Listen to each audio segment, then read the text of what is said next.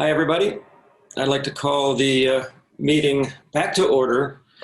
We did begin the meeting at 5:30. This is the special meeting of the Brattleboro Selectboard of September 22nd, 2020. The meeting is properly warned. We found that out at 5:30 when we convened. We went into an executive session for approximately 45 minutes. So welcome.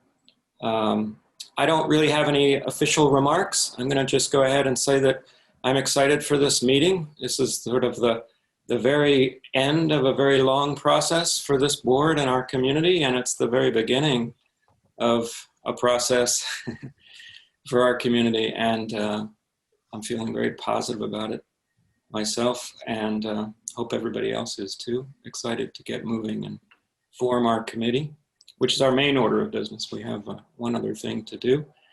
And next up on our agenda is manager's comments. Thank you. I don't have any this evening. Thank you. Oh, okay. Thanks, Peter. And next is select board comments. Any fellow select board members have comments, questions? Well, not questions, I suppose, but committee reports. No? Okay. Next is public participation. We do this every meeting, typically, and it's an opportunity for the public to weigh in on a town issue, something that's concerning you, or a quick question that we can usually just get back to you on. But anything that doesn't have to do with a quick adjustment of human services funding, which is on our agenda, and also the community safety review committee members' appointments, of course. So if anybody has anything, you click on the participants button, which exists in the lower part of your screen, and that shows you the participants. Currently 29 participants, and in the lower left hand of that screen, you'll see a raised hand feature. So I see Ian just raised his hand to demonstrate. Thank you. So I don't see any raised hands, which brings us to new business. Can everybody see and hear me okay? Mm-hmm. Great. I always have to ask when there's a long stretch of me talking and I don't hear anything. It sometimes can get concerning. I think since, Peter, you can see and hear fine, we have first on our First on our agenda, an adjustment of human services funding allocations for FY21. This came out of town meeting, and Peter's going to tell us about this. Exactly right. So representative town meeting increased the amount of funding for human service agencies, voted to increase that amount of funding. It was recommended to them by the RTM's Human Services Review Committee and by the Select Board in the budget that you adopted in June. At a level of $190,105. The increase that RTM approved was to $210,340.50. And the basis for that approximately $20,000 increase was to take all of the funded agencies and increase them by 10% and do a slightly larger than that percentage-wise increase to the Root Social Justice Center, so that the Root, which had requested $7,000 and had been recommended in the initial action to be funded at $5,250, would be increased to the full allocation of what they were requested at $7,000. So the total impact of that was the $20,235.50 difference between the two numbers I already cited. In the backup materials for tonight's meeting, there's a memorandum from me that explains the context of this decision and a table that's attached to that with a column that shows what the committee recommended and what was included within the adopted budget, and then what RTM recommended. So you can see actually agency by agency what the differences would be. The Select Board is not obligated to approve the recommendation of RTM as to the adjusted allocation to each of these different agencies. But based on the discussion that you all witnessed, and I did too, at representative town meeting, the action taken by representative town meeting, and staff's review of the situation, we staff recommend, along with RTM, that the select board approve the simple motion that I've proposed to you this evening that would simply give the power of your authority to saying yes to the adjustment in the manner that I've described, which would cause us then to cut the checks. We need for you to act on this so that we, the town staff, know the amount of the checks that we'll be cutting to each of the different agencies. So we recommend that you approve this, and we'll be sending them all checks in that right-hand column amount.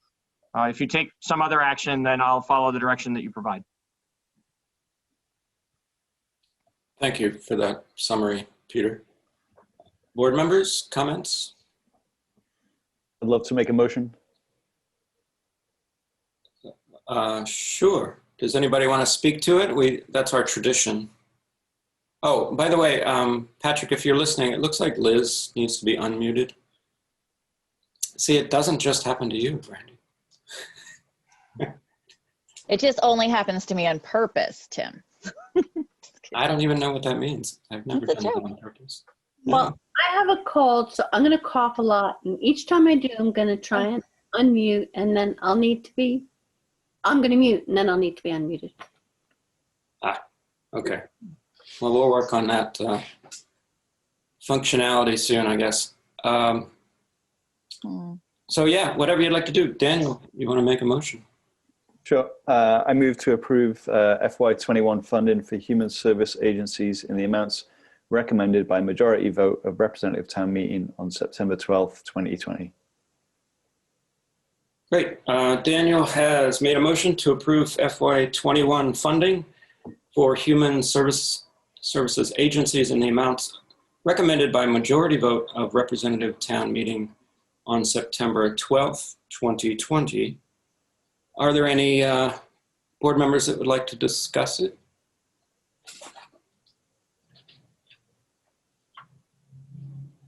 No? Okay. I'll make a comment that it's been a fairly strong tradition the last few years for this board not to get too involved in the Human Services Review Committee. It is certainly RTM's committee. And while it's a little unusual for RTM to be modifying their own committee's recommendations, it's certainly within the rights of RTM. So that's it. And seeing no other comments or anything, or hearing none, all those in favor say aye. Aye. Aye. All those opposed, and 0. 5-0. Well, that was easy. Thanks, everybody. In record time. Yeah. Next up is our community safety review process. So I think the first thing we should do is just have a little discussion of how we're going to do this. I can kind of go over our board rules on how we do this for committees. If you'd like, I can just read it in full. But then I have a couple suggestions, and people can throw out their own suggestions.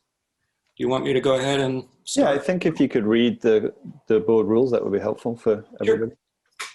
Sure. So I've highlighted and put it on my wall here so I can read it. Upon conclusion of the interviews, this is jumping into a section about the committee process that we follow. The select board at the scheduled select board meeting shall consider all candidates who have submitted letters of intent by open nomination. Each select board member may nominate more than one candidate, but only after each member has had the opportunity to make a nomination. The chair of the select board shall put the question on each candidate to the select board in the order the candidate was nominated, one candidate at a time. The select board shall vote in public with their individual votes announced by voice, and their individual votes shall be recorded by the secretary in the minutes. The chair of the select board continues this procedure until the required number of board members are elected. In the event there is a tie between candidates, this procedure is repeated between the tied candidates until the candidate with the most votes is appointed. So, Can you give like an example of what that would look like? It's so weird. well, I think it'll be a little less weird. What it looks like. Basically, we all generally what happens is people get nominated. We take turns nominating, and it's the nomination process that is the most awkward, in my opinion, not the voting. So for this process, I was going to suggest that we nominate the slate. But setting that aside, is your question about the voting process or the nomination process? I just kind of want to get like a picture of what it's going to look like after the interviews are done. So we have, in theory, 24 people, and there are 9 seats. So are you saying that if I chose to nominate 9 people, we would then vote on that slate?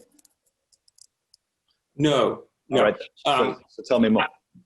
I think because we have so many candidates, this is just my opinion, but let's take care of nominations first, and then it'll be a lot clearer, I think. My suggestion would be to just nominate everyone who hasn't withdrawn already, even whether or not they're here with us tonight. We hope they all are and can make some comments and answer questions. But that will speed us along, and then we can take it from the order of application when we do vote after we hear from everybody. Does that sound fair? Yeah, that clears up a little bit. Can we get clarity on who has withdrawn? Because I think some withdrew after the list was received. Sure. Peter, you want to help us? Yeah. So H.B. Lozito, Kate O'Connor, and Shay Witzberger have withdrawn their applications. Originally, there were 26 applicants. So there are 23 applicants still interested in being appointed to the 9 positions. Okay. May I speak just to make it clear? I think the select board may have a full grasp on this. I'm not certain of that, and I'm sure that there's confusion out in the public around this because it is an unusual voting procedure. So may I talk about how the voting will work, Tim? Yeah. Sure. Okay. So whether you vote on all 23 or whether you go through a nomination process, then when you start voting, there'll be a vote on everyone who has been nominated. So again, it might be all 23, it might be some subsection of those whom you've nominated, but a vote will be taken on every individual person. And very likely with a field of candidates this large, even with 9 seats available, it's very likely there's going to be ties. So we'll need to take a pause for a moment after that first. I'll be monitoring very carefully as you go through your voting to be sure that I know how it has turned out, and we'll be able to report that out. And it's likely that you won't have 9 people who have, it won't be a nice clean cutoff between the top 9 and then the 10th and below, right? So there'll be some amount of ties that need to be broken. If, for instance, you have some people who get 5 votes and a bunch of people who get 4 votes and then some others who get fewer, it may be that in the group of people who got 4 votes are like the 6th through the 14th or something like that, right? And so that would be the group of people you would then vote again. Those below would drop off. The ones who got 5 would be appointed. And the group of 4 who are tied for the remaining available seats would be the universe of folks that you would vote on a second time. And you'll just keep doing that until there are no more ties, until you've selected 9 people to be the members of this committee. Okay. Daniel had his hand up first, I think. So we're going to vote for each person, right? Say we get through 12 of those votes and 9 of them had received 5 votes each. Would that be the end of the process? No, you'll vote on every person who has been nominated. And, if they all get 5, you'll vote again. Okay. The flaw in this process, this is your normal process. Wait. And the flaw in it is it's like selecting a pope. Yes. You just keep voting until you don't need to vote any longer, right? I mean, I don't know exactly what goes on inside that room. I know what goes on inside. But it's it's not a process where you efficiently conduct a vote and there's top vote getters who are the ones who succeed and get the seats. It's a more cumbersome process than that on purpose, so that it's a more complicated sorting process. You get to keep being supportive of the folks that you really think would add value all the way until you're just getting to a spot where, you know, you're struggling as a group to make a decision, and then you might need to have some discussion about candidates. That's great. You vote some more. It can get hard. And for that reason, you also could decide by majority vote to follow a different process in this situation, but I would suggest that you not. I think that it's important to let that sorting process happen in the way that it does when you're voting for members of other committees. So let me just make sure I fully understand, and it's clear that from my questions that maybe some of this is confusing. If we did arrive at, during the course of voting for each candidate, 9 candidates who had 5 votes each, we would then continue to vote for other people who we have yet to take a vote on, and we may potentially arrive at, say, 15 people who each have 5 votes. Yes. Everyone aside from those 15 would presumably fall off at that point. That's correct. Not just presumably. According to Yes. your procedure, you would re-vote on just the 15. Okay. That's correct. And we would do that in the same order as before. Yeah, but I think the order doesn't matter. you won't get to a place where it's the luck of the draw in the voting order that somebody gets in and somebody else gets left out. That is my concern. You'll keep voting for everybody in the universe of tied applicants until you have eliminated enough that you're left with 9 members. Wonderful. Okay. Thanks. Brandy. Is it fair to tell myself that the nominations could almost be done almost like we do when we pick our who's going to make what motion at town meeting, and we just keep going around? Like the nomination, you don't necessarily have to just nominate your favorite. We just need to nominate from top to Right. bottom, or do we move it as a slate? And then the voting is what really shows what you want to do. That's what I was advocating for, just nominate a slate, because it eliminates that unnecessary step. And then we, out of fairness, we just stick with the order of submission.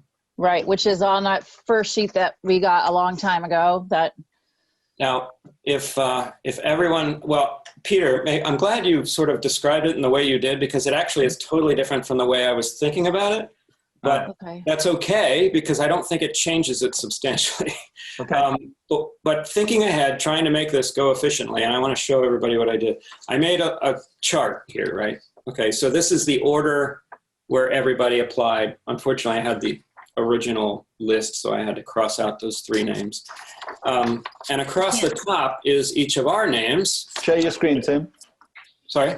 I was going to say share your screen, but you can't. It's a piece of paper. Yeah. But look, you can see it. Does your list basically start with Tyler and then end with Art, just like the typed out one did? Yeah. Yeah, I should. Because then I feel like I have the End with same who? one. Far. I don't know, every time I see the Art. Actually, it should end with France. No, it ends with Franz because Shay dropped off. Right, that's right. Yeah. Okay, then I think it's the same one I have. Yep. So, and I put our name simply in alphabetical by first name. It doesn't matter. We can change it up, whatever. But so the idea would be to have everybody's YN and then a YN tally.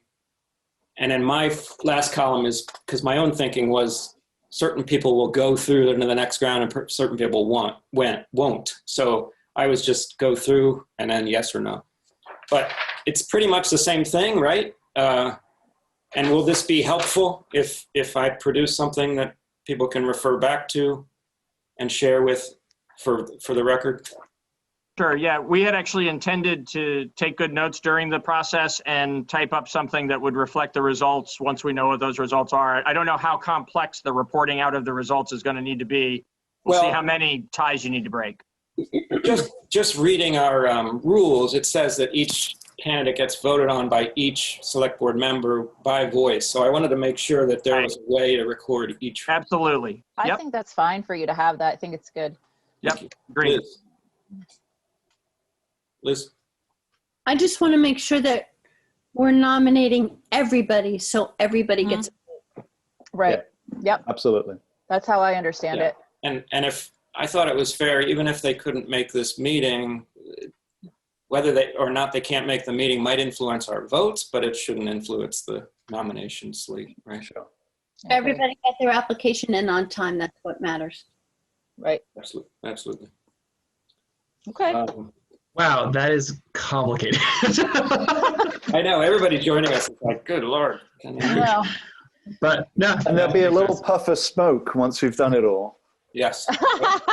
Sorry about that. I didn't know how else to No, describe I it. love it. And I would funny. say the beauty in this, even though it is cumbersome, is it doesn't put you in a position where you have to just cast your votes for 9 people and leave all the others out in the first instance. You're able to go through a sorting process together that is, I think, more respectful of Yeah, the complexity of this process. Absolutely. I agree. A couple of other things that fall within process, though. I threw out 5 minutes to a few people, and they've said okay. But I want to talk about how long people should talk, and then talk about what we're going to ask them, and whether or not we want to have them ask the same 3 questions, basically, out of fairness. So first off, if I threw out 5 minutes, that gets us just over with 23. It gets us right to, if my math is right, it gets us right to 2 hours. So that'll be pretty long already.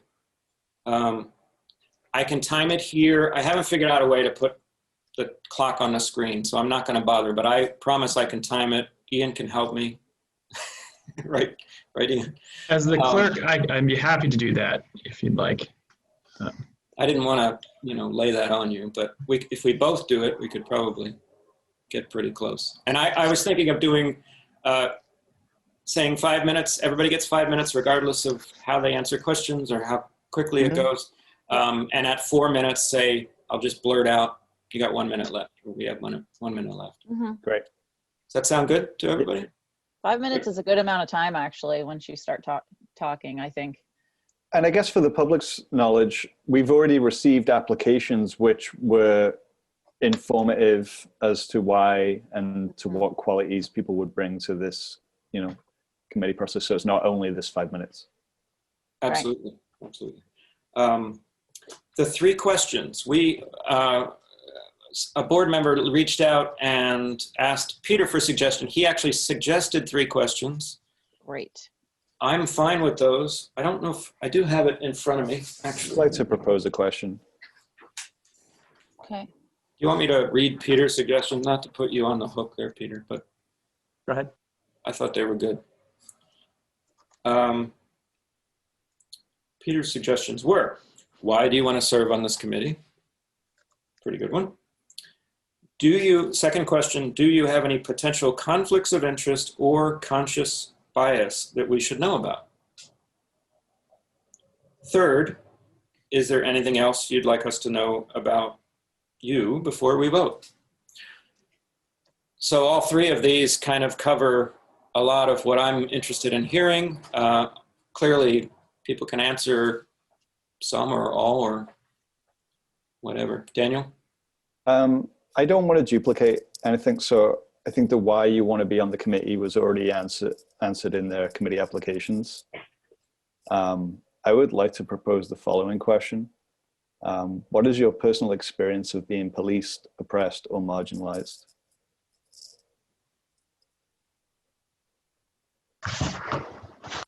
Okay.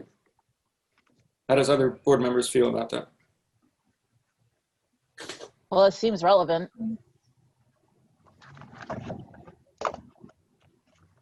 Just jump in, Liz. I don't think that's the only criteria. I mean, it's open to all members of the public. We have been charged with weighing people who have experience in that regard more heavily, but that's up to our judgment. And I think that anyone who had their application mentioned their concerns about policing. So just as you thought, why do you want to be in this committee was duplicative. I think your question is duplicative, and I think we should stick with the classic, why do you want to be on this committee? Because I think that's a broader identification mark.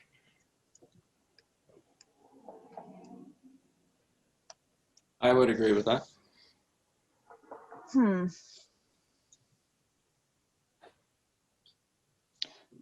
I hear what you're saying. I do like kind of keeping it focused on what, when we put out the RFP, we asked people specifically for that experience. And so it kind of pulls that back around. Yeah, but why do you want to be in the committee is kind of a classic interview. Yeah. Ian? I think we can rely on the language of the RFP, which is that we're to emphasize applicants who have those experiences without excluding individuals who may not be part of one of those groups. So I would imagine that everyone who's going to be answering questions is watching this right now. And would I understand that we are looking for you to talk about that during the more broad question of why do you want to be on this committee? And we would expect that to be part of the answer to that question because it would be helpful for the public to hear it and for it to maybe be more surmised in this discussion. Because I would agree, Daniel, that there was really a lot in these applications, and I think it would be helpful for everyone to hear a summary of it again, even though maybe it is a little duplicative, but you know. I think the questions kind of are general enough to let people go where they want to go. I mean, I'm also very interested in having a few people that understand how our current system works, how the police deal with people right now, how town government works, for instance. So I don't know if we should start inserting questions that kind of lead people in one direction or another, leading the witness, as they would say in a courtroom. Because we know what the RFP says. We know what our own choices are going to be after we hear from everybody. So I'm not sure if that will really influence our own decisions. I know what I'm looking for in the candidates, and that is what I'm looking for, that they've had some personal experience in these systems. So I'm just trying to prompt them to let me know about that, or let me know that they haven't had that. And, I'm happy with going with why do you want to be on this committee? And as Ian said, everybody who's on this call right now at least knows what I'm looking for. I hope I can hear it. And that's what I'll be listening out for. Same. Great. And just so the board knows, I was going to propose that we make board comments after everyone speaks to us, just to sort of touch on what influences our decisions as we're about to vote. Does anybody have a problem with that? We could sort of talk about. So we're going to just make comments about why we're voting, yes or no? Not specific people, just what's guiding our vote. I wanted to open that up as an opportunity to either do it now or before we vote. Okay. It's just an idea that I was throwing out. Sure. Yeah. Because it sounded like you were getting at something that you wanted to communicate, so we could just get that out of the way now. If you want. I feel like I've communicated it. Okay. Got a long night ahead of us. That's right. Yeah. Right. So we've covered the time, the board rules, the three questions. Ian?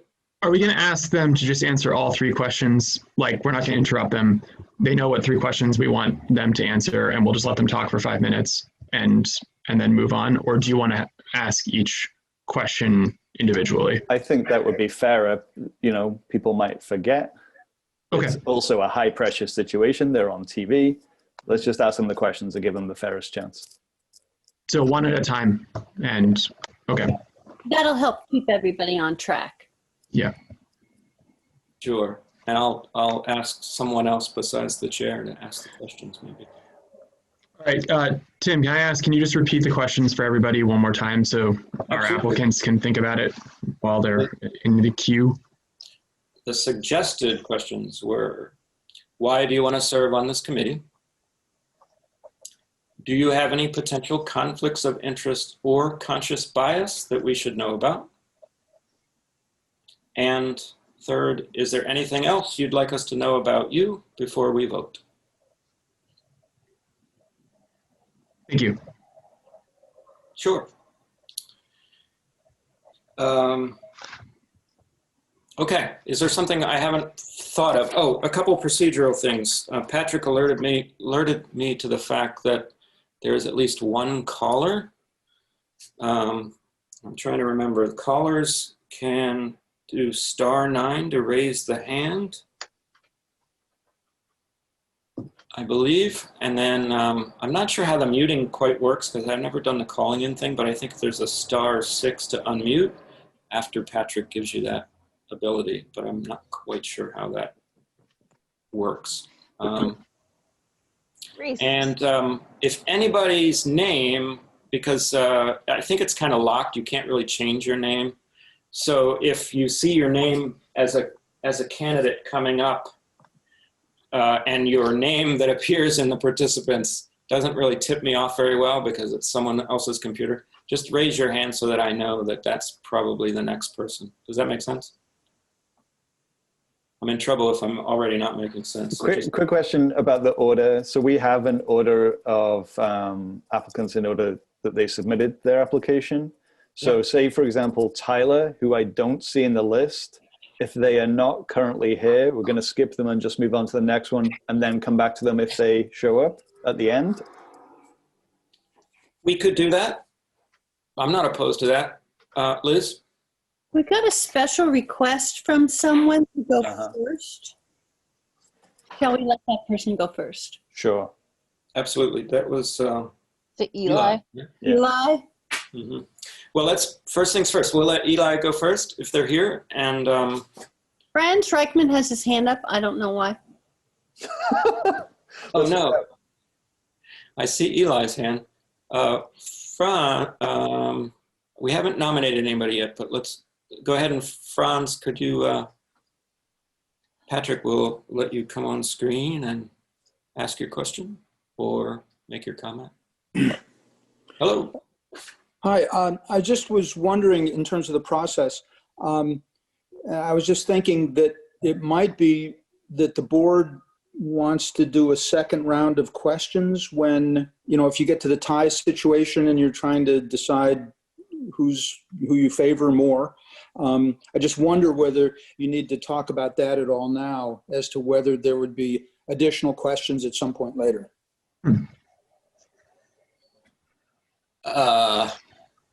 I would say, Liz, what would you say? It sounds to me like that would be discussions among the select board at that point. We could have that discussion then, is what you're saying. I mean, I'll be honest with you. I know many of the 23 people already. I know a great deal about their character and experiences. We've read their applications. We're going to hear from them tonight. I'm sure we'll each have people that we're really hoping will get on this committee and we'll vote accordingly. And it'll all come out in the wash. One of my favorite expressions. True story. Okay. Peter is going to tell us. Sorry to interject, but just to make sure that the consensus of what you each just expressed your own way is clear, because it would make a difference for some folks as to whether they stay in the meeting or not. It sounds to me like what you're saying as a group is you'll hear from folks during their 5 minutes that's their turn, and you don't expect to hear from them again. You'll take the process forward from there. Yeah.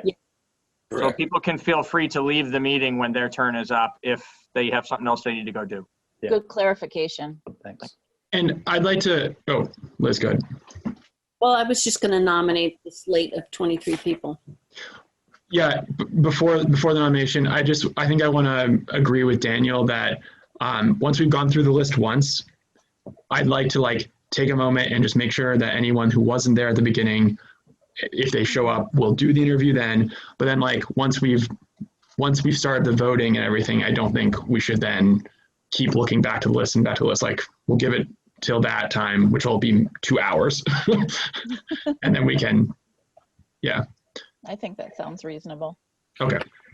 Okay, and just as a reminder, we in about exactly 1 hour time, we will take a break. So Yep. it sounds like we're going to be breaking in the middle of interviews.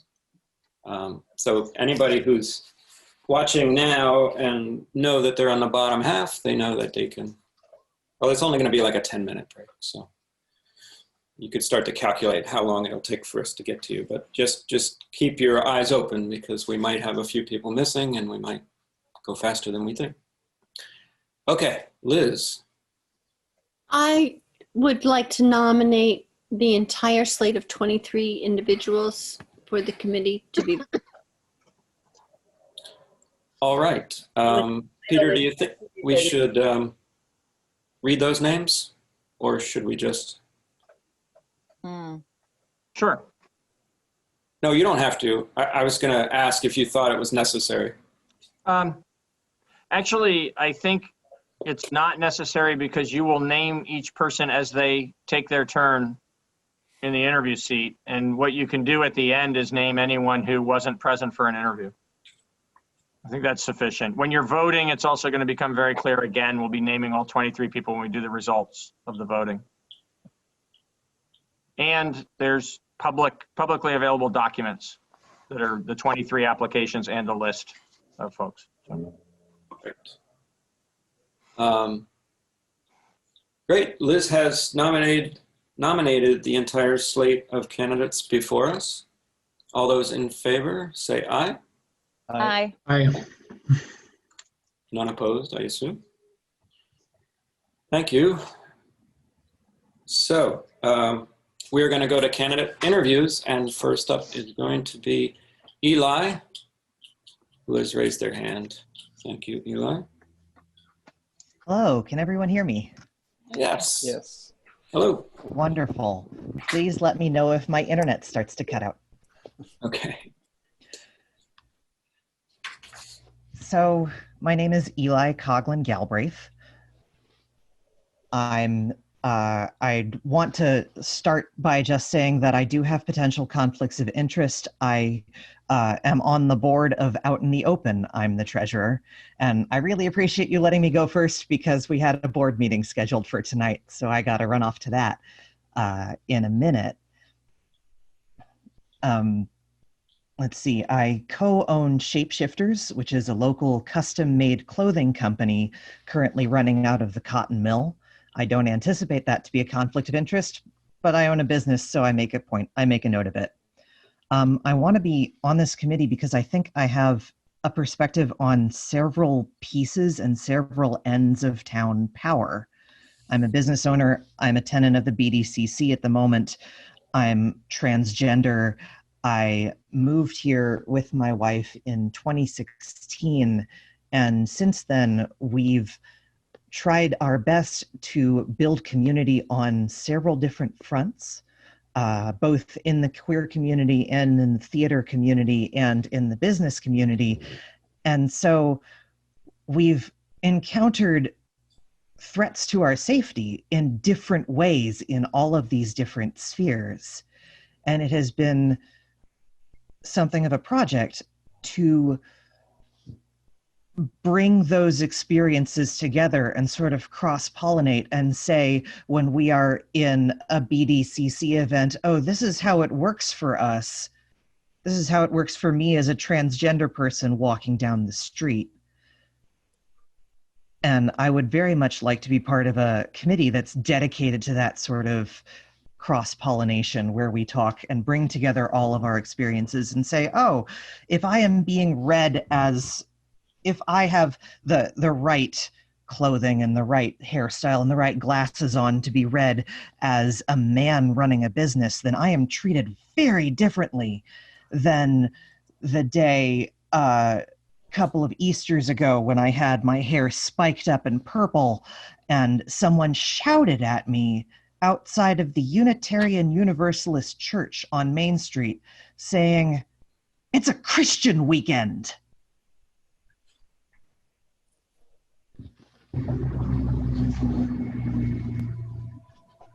So I think that covers more or less why I want to be on this committee. Something I'd like you to know about me.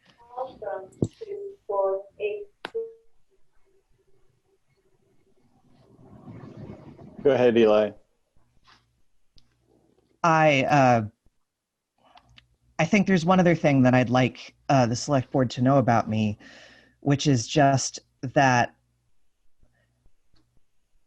over the past few years, I have considered checking into the retreat, but I did not do that because I did not believe that the retreat was a safe place.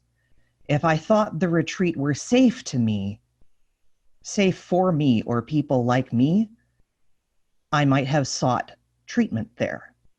But I didn't. And instead, I opted not to seek health care.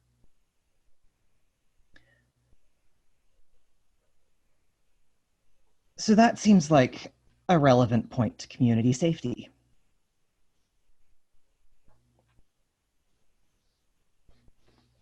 That's everything I can think of. If you have any questions for me, please go ahead.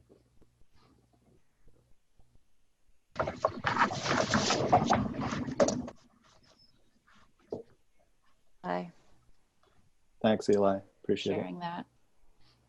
Thank you. Thank you.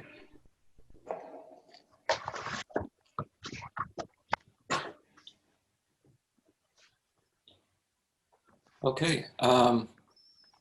Next up, we have Tyler Boone.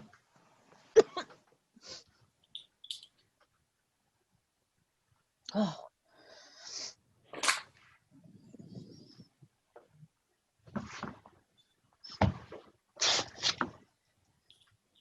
Tyler, are you with us?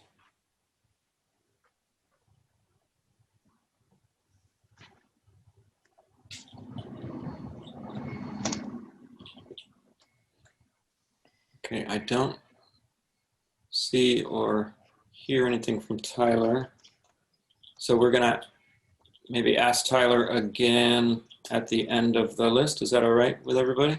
Okay. Yep. Come back to Tyler. Next up is Drift Maven.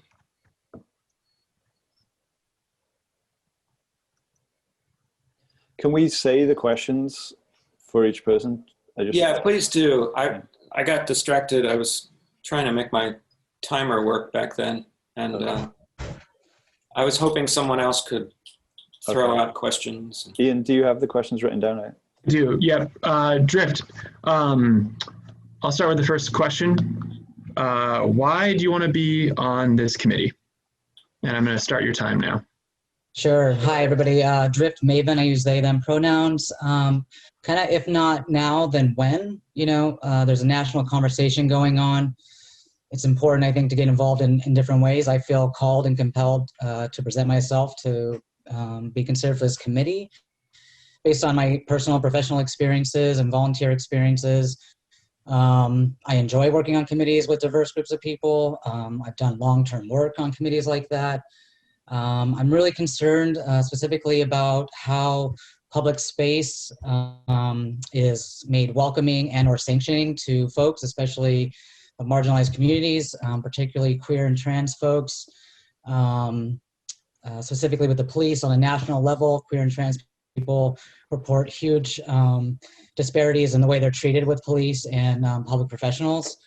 That's really important to me. And so a big part of me that I'd like to see come out of this committee is what kind of public and civil education can we do to help our community move forward. I hope that this committee has as many diverse voices as possible, and I would offer my seat up to another queer trans person of color rather than me because I'm white and receive that privilege. I am queer and trans identified. I'm a social worker. I have a lot of experience working with those communities. All right. The second question is, do you have any conflicts of interest or conscious biases that you would like to make us aware of? Sure, yeah. I think first thing first is Tim Wessel is my landlord. I didn't find out about this committee through him. I read it through the paper, but yep, he's my landlord. Conscious biases, I mean, I think we all have our biases, and it's all about how you have a, internal review system. What is your intent and what is your journey of growth. I'm liberal-minded. I strive to see the good in all people, but I think it would be wrong to say that I don't have biases, and I'm not, a lifetime of unpacking that and understanding that and becoming a better ally and accomplice in the work I do and the way I occupy space in the world. All right, thank you. And the final question is there anything else that you'd like to tell us about yourself before we vote? Sure. I've only been in Brattleboro for a year. I moved here after I graduated with my social work degree. I moved here to work at the Brattleboro retreat on the LGBTQ unit.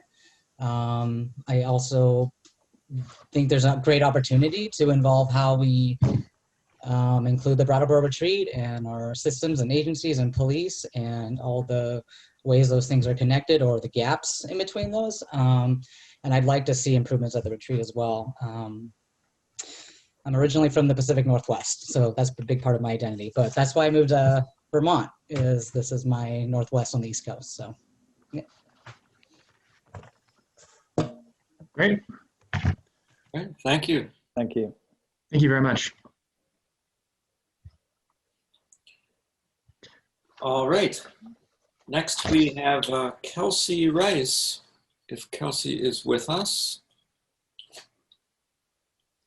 Hello. Hi, can you hear me all right over there? You can. Great. Well, I'll start off by saying anyone that knows me personally or professionally would say that 5 minutes is not a lot of time for me to cover my ground here.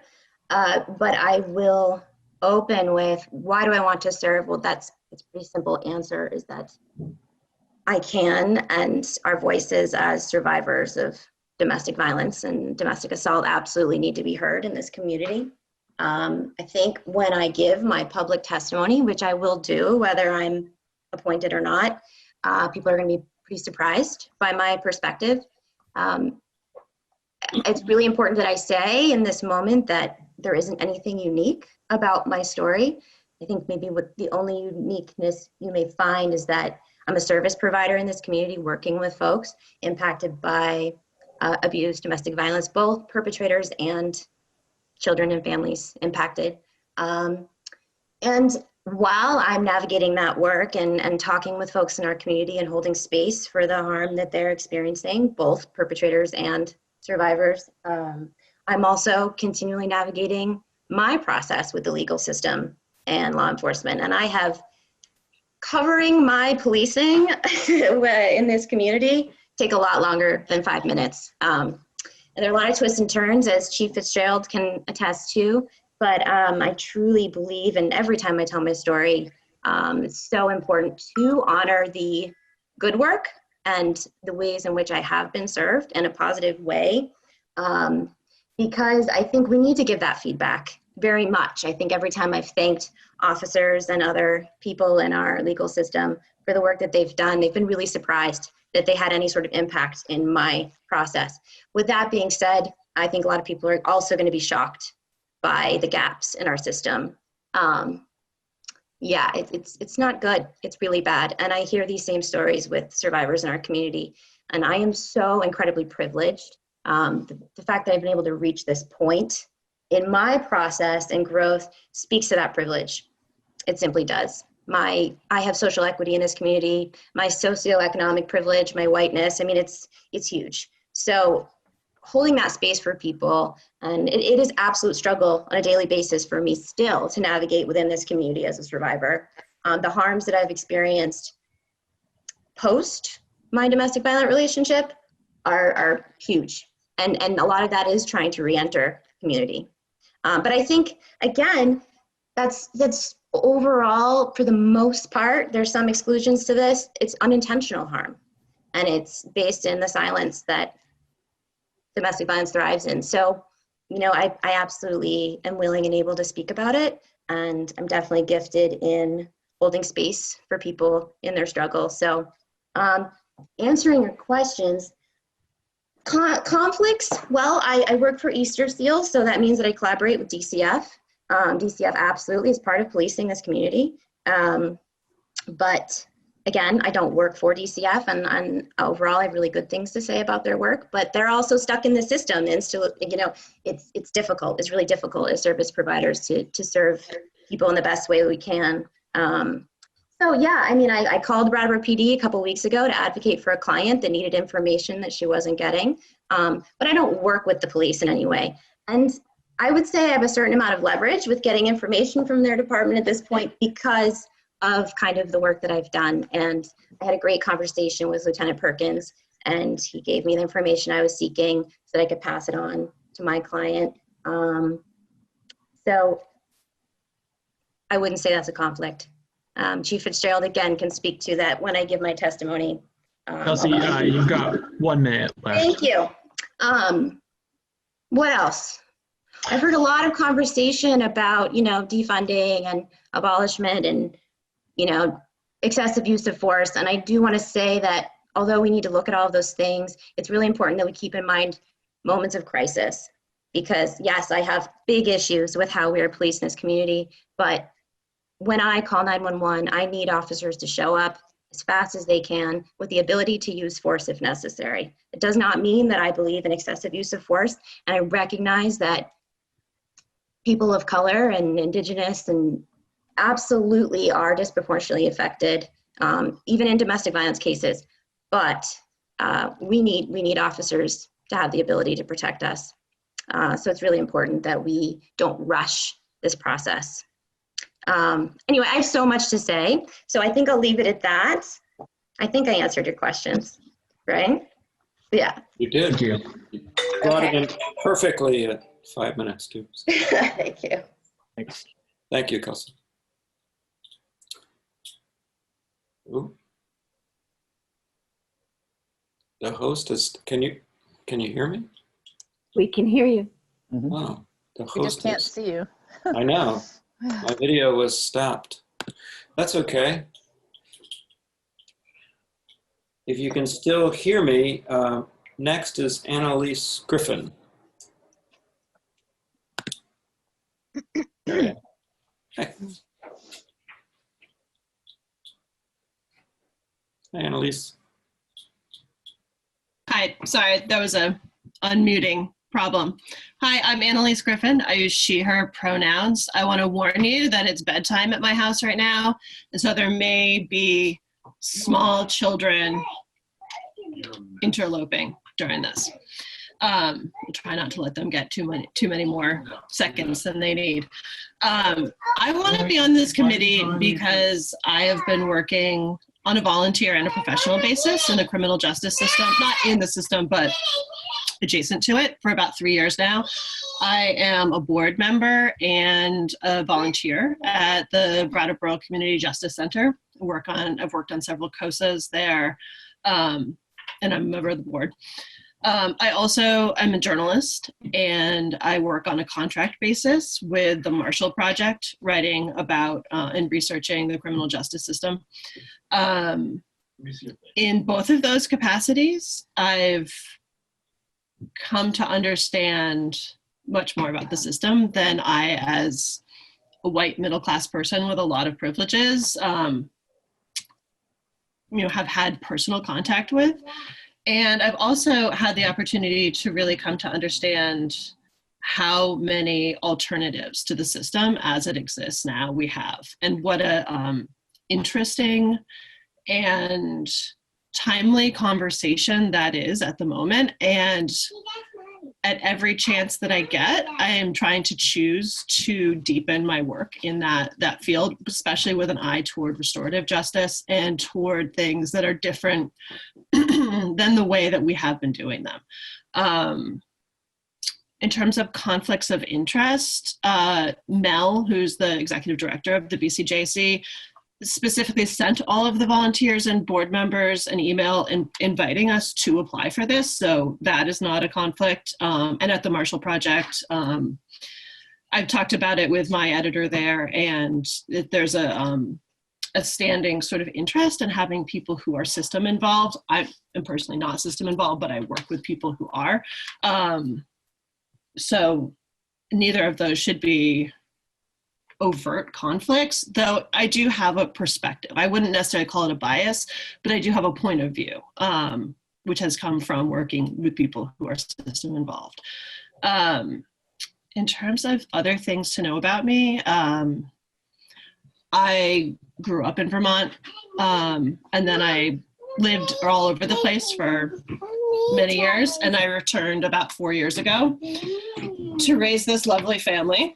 And I've been really grateful to be in a place like Brattleboro where you can have an impact, where you can look at something that you feel passionate about and to look at a community that is willing to work collaboratively, to ask big questions, and to do that with empathy and candor and intelligence. And I've been really impressed by the level of what we can achieve here. And I just would really like to, continue to do that work in the capacity of this committee.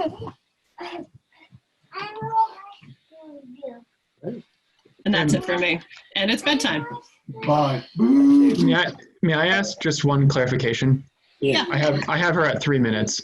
When you say system involved, can you just define that for the board? That's a great question. I think I mean it really broadly, specifically for the work that I do. I've worked most closely with people on COSAs, which are people who have formerly been incarcerated and are coming out of the Vermont prison system and are reintegrating into the Brattleboro community. So my specific sort of experience is largely with people who are dealing with P&P, who are dealing with the long tail of their prison experience, who are dealing with that kind of thing. But when I say that, and if I heard someone else say it, I definitely would take it to mean more broadly, like everything from pretrial and, being hassled on the street, some of the experiences that we've heard here, hassled by law enforcement, for looking or being a certain way,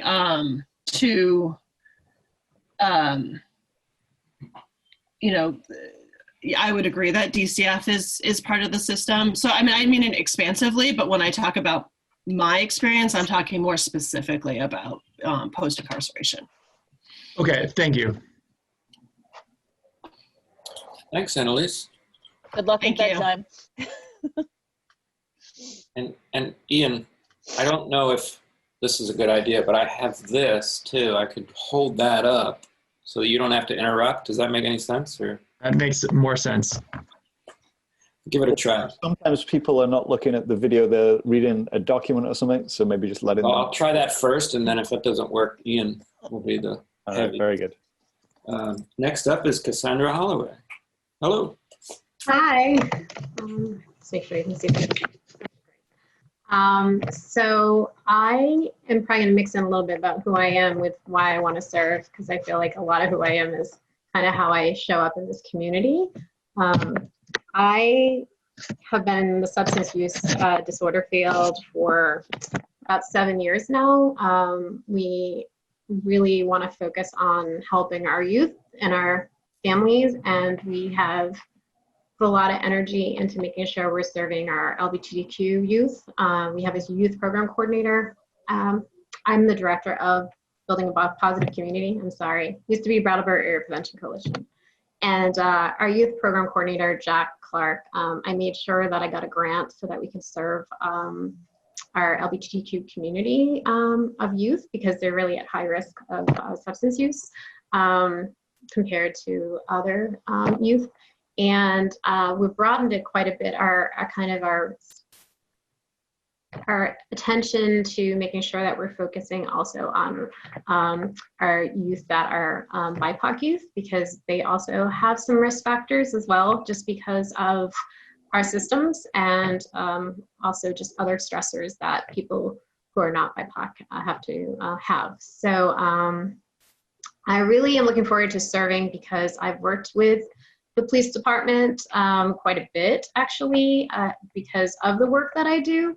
And I have to say that Chief Fitzgerald has done, he's just such a pioneer in some ways in this region around really how police work with people who are struggling with substance use disorders. And I got to see his kind of, we started at the same time. He became the chief when I became the director, and I've just seen how much he's learned about it and how much he's implemented and how much he's changed his department to really take care of people who are not causing crime because of just victimizing people, but that there's actually a need.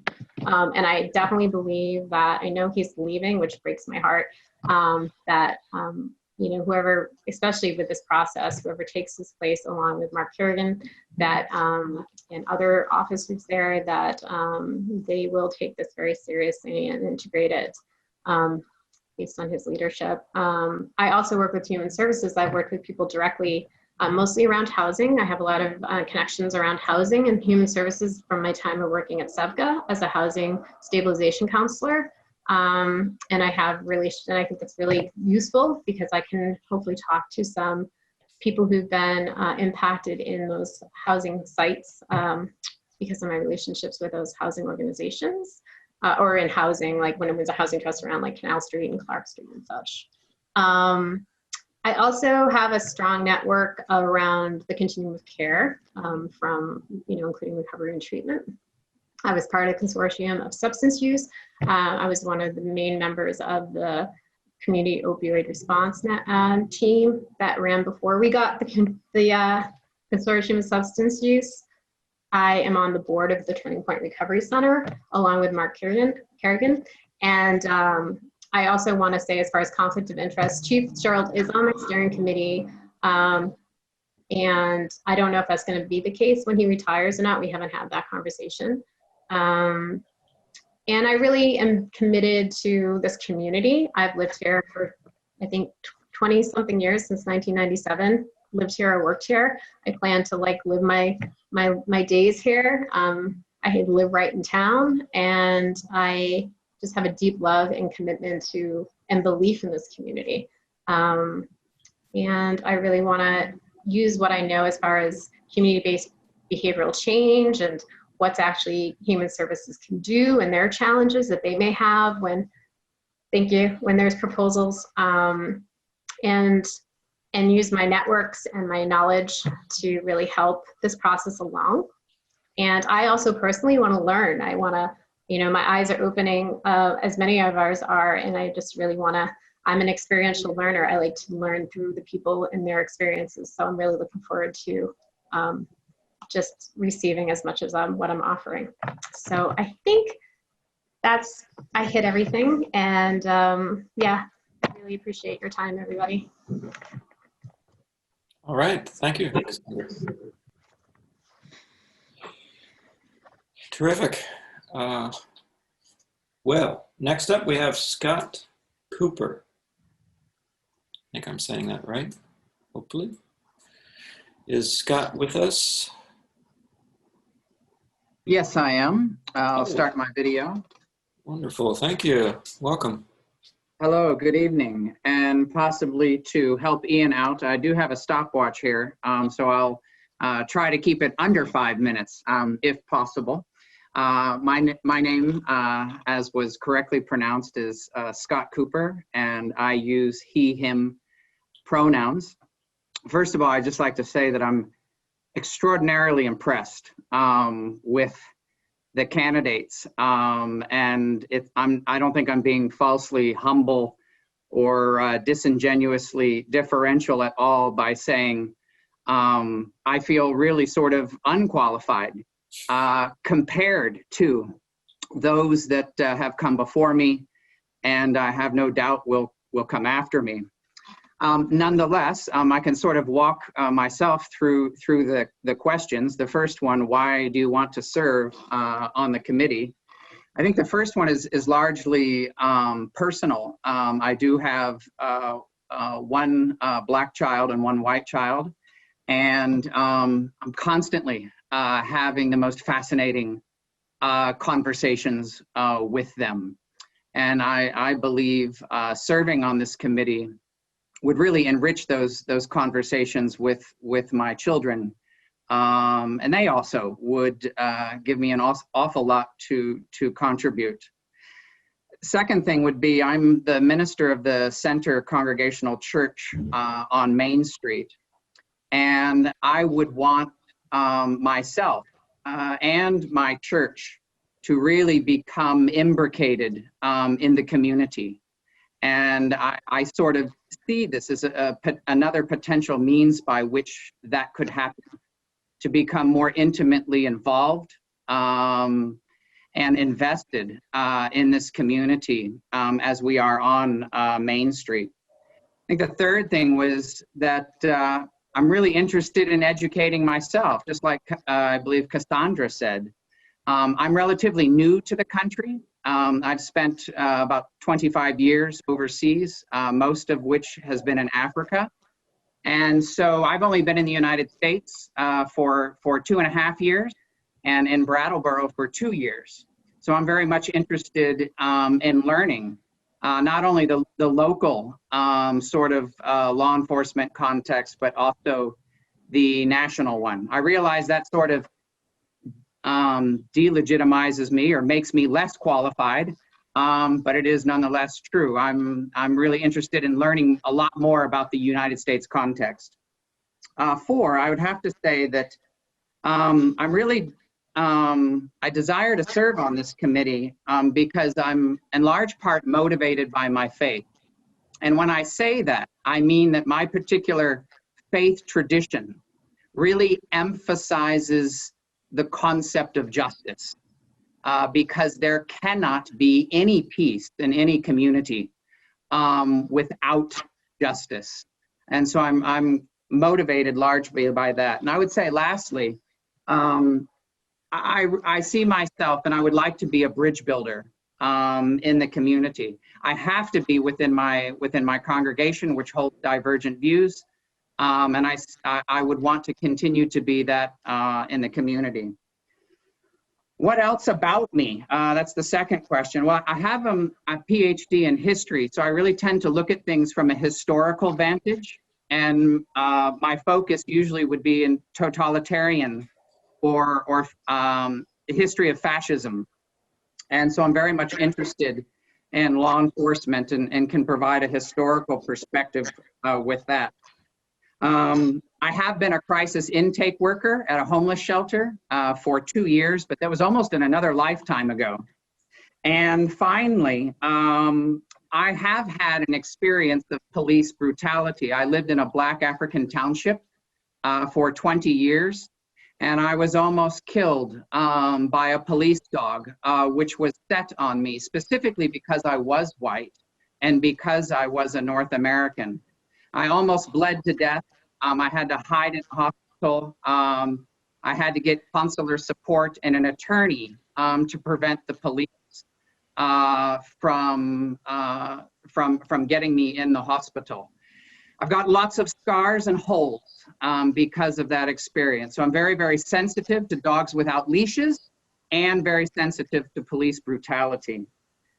Finally, just to conclude, do I have any conflicts of interest or biases, conscious biases?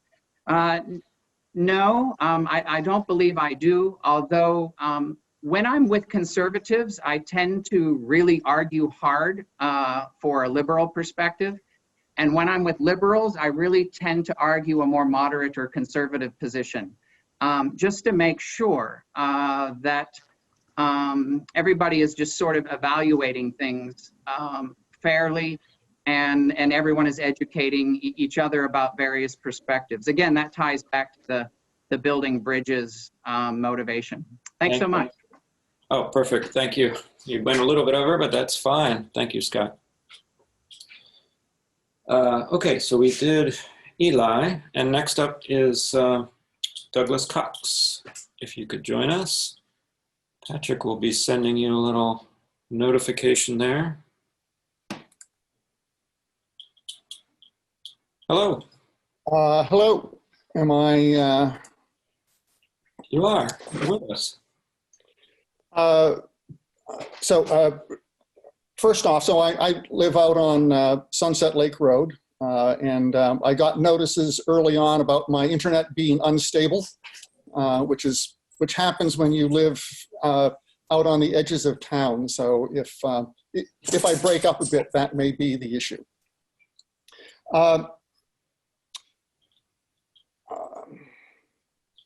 I think my application contains most of the information that you are asking about. I think that we are in a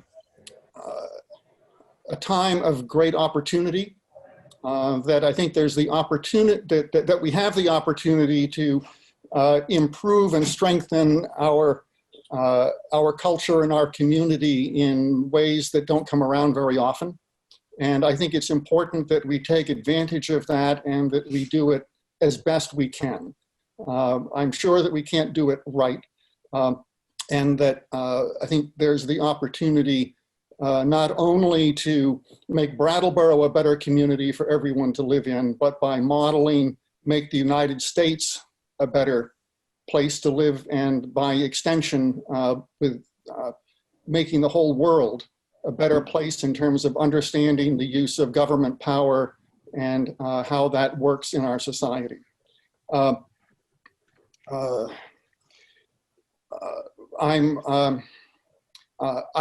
don't have a particular perspective other than that I think that it's important that community and democracy works, and democracy doesn't work unless people feel safe and feel that they can participate, not just in the voting process, but in the whole civic life. And I think part of what we are seeing and what we're hearing is that there are barriers. And I think that's a threat to our democratic community.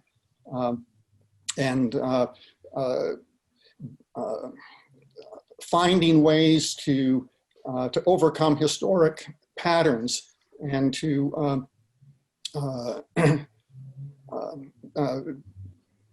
do better as a community is something that I am willing to devote a good deal of time to. I think one of the things that I bring to the process is being semi-retired, and business has been slow lately with the COVID, so I could devote considerable time to this process if that would be helpful.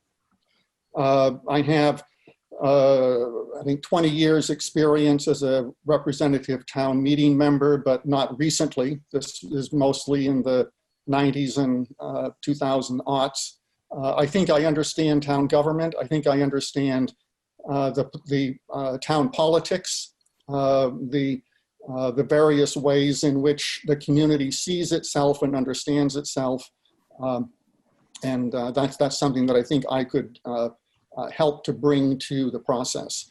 It's important to me that that we not miss the opportunity to come up with a recommendation, a vision, a plan that is actionable, that can actually make a difference in Brattleboro's town government. And as I say, by extension, if we get it right in Brattleboro, this can be a model for other places in the world. But I would like to be sure that that what we end up with is something that will be understood and can be seen as serving the entire community and making the entire community better. So in terms of, I'm not aware of any conflicts of interest. And I think I've just spoken to my biases if they are there. Anything else? So, thank you, Tim. So I have been and worked within the Quaker community for a long time. And I think that has given me a lot of practice in listening. And I think that's also given me a lot of practice in how to discern and to build group action on a higher level. So I think that I have some process skills that I hope might be useful. My most important concern is that you folks do a good job in helping this process to succeed. I think it's very important for the health of our community. Thank you. Thank you very much. Brought it in exactly at 5 minutes, I have to say. All right, so next we have Lana, or Lana, and I want to, whoops. What happened to my video? There you That are. was weird. There you are. Hello, Hi, is it Lana or Lana? I'm sorry. it's Lana, after Oh. Lana Turner, of all people. Thanks, welcome. Thank you. So let's see here. The first question, why I would like to serve on this committee. You know, I think for a Black woman living in the state of Vermont, it's not a question of a choice. You know, it's not something that I just get to wake up and say, I'd like to put my foot in this game. It's something that chose me a long time ago. And since I moved to Vermont, I came here about 17 years ago from Los Angeles. I had grown up in DC. And when I first came here, I was thinking that Vermont was going to be this progressive oasis in the middle of nowhere. And in some ways, I was correct. And in other ways, I have experienced some of the most cutting and subtle racism that I have ever witnessed in my life. And it speaks to a deeper pain than growing up being terrified of police officers or having my friends die at the hands of fights over drugs and, you know, being locked up for the rest of their lives. The racism that I experience in Vermont is of the more insidious and subtle kind. Little questions of who does and doesn't belong here. So I've lived here for 17 years. My daughter is 9. She was born here, you know, and there's a reason why Black Vermonters aren't seen as Vermonters. You know, it's because it takes so long to become a Vermonter. And that isn't because it really takes that long. It's because it's white. You know, you can't assimilate to whiteness as a Black person. And for me, it's important to be a part of this commission, to be a voice for the Black Vermonters. When I first moved here, as soon as I got my driver's license, I was 29 when I got my license. The first thing I did was volunteer for Meals on Wheels. And then I did Meals on Wheels for a year. And then after I did that, I wanted to become a big sister. And I was on the board for Big Brothers, Big Sisters. And I volunteered with dentistry, United Way, and now I'm at Youth Services. I really believe in and am deeply invested in this community, all members of this community. And I love the idea of finding a way to bridge. You know, I think another gentleman who spoke was talking about bridges. And there's this interesting book called This Bridge Called My Back. And as a Black woman, I'm acutely aware that my back is a bridge. You know, my body has been used to build this country. And so I am deeply invested in the rebuilding and the retooling and refashioning of this land. And I feel like I belong here. And I'm interested in being a part of this process so that I can give a voice to the people who are living in this community and are frankly tired, and who should be here today and who should be signing up for this committee, but perhaps they don't really believe in this process yet. Oh, bias. I mean, I'm Black. I'm from this country. I mean, if you want to call that a bias, sure, maybe. I work at Youth Services. I definitely work with directly impacted folks. Yeah, but I mean, I would ask the question, you know, are the people that we're talking about, is there a bias, an ingrained bias against Black Vermonters, against Black people, against trans youth, you know? So I don't consider that a bias necessarily, but it's there. And I'm certainly not going to sidestep that issue. That being said, I'm deeply, deeply invested in community and restorative practices. I do not believe that the police need to show up with fire, you know, sirens wailing, with guns drawn. I don't. And I'll never believe that that's integral to my safety. What I do believe is integral to my safety is knowing my neighbors, knowing my community, and not needing to call the police, because I can call that person's mother or aunt or my neighbor. Thank you so much, Tim. That being said, thank you for considering me, and thank you all for being a part of this process. Thank you. All right. Next, we have, reset my thing, Terry Carter, if you're with us.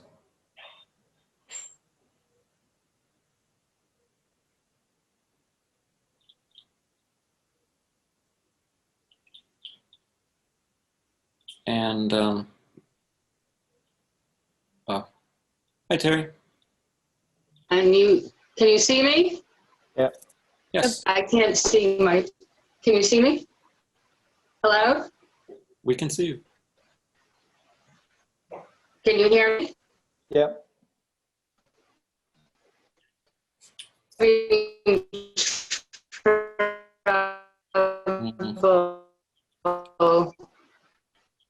Hang on, Terry. Pardon me? Hang on. You were Say breaking something. up. You were breaking up. Maybe, I'm wondering if you should turn off your camera just to make the transmission go a little better. Patrick could do that for you, and we'll see. We can hear you okay, I think, but just try again for me.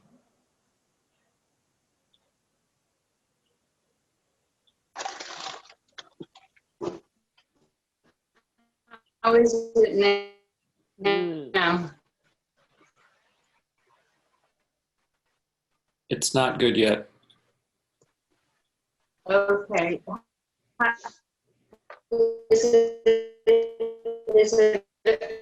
You're okay now. Am I okay now? Maybe no. Terry could call in and we could come back to her. Yeah. Yeah. Terry, I think if you know how to call in. How's that?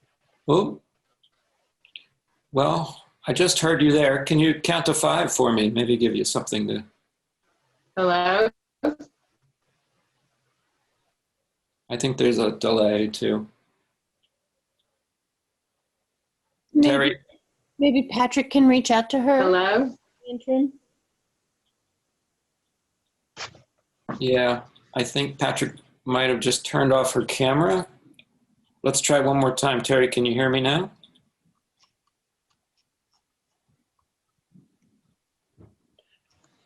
I think what we're going to do is we'll see if Patrick can reach out. If not, we will try you again at the end. We have one other person we're definitely going to circle back to. So Terry, we're going to circle back to you, okay? And Patrick, just let me know if there's another course that you'd rather take there.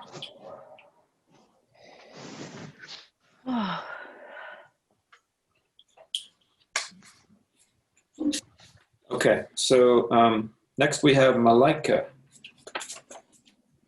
If Malika's with us. Okay. Hi. Hi. It's been a minute since I heard the questions. Would someone be willing to just repeat them really quickly? I suggest that maybe Ian would read them for us. Yeah, no problem. First is, why do you want to be on this committee? Actually, I'll read all 3 for you. Why do you want to be on this committee? Are there any conflicts or conscious biases that we should know about? And is there anything else you'd like to tell us about yourself before we vote?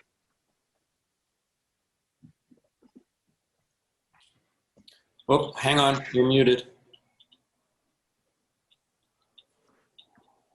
There you go. Thanks. I forgot I can't unmute myself again.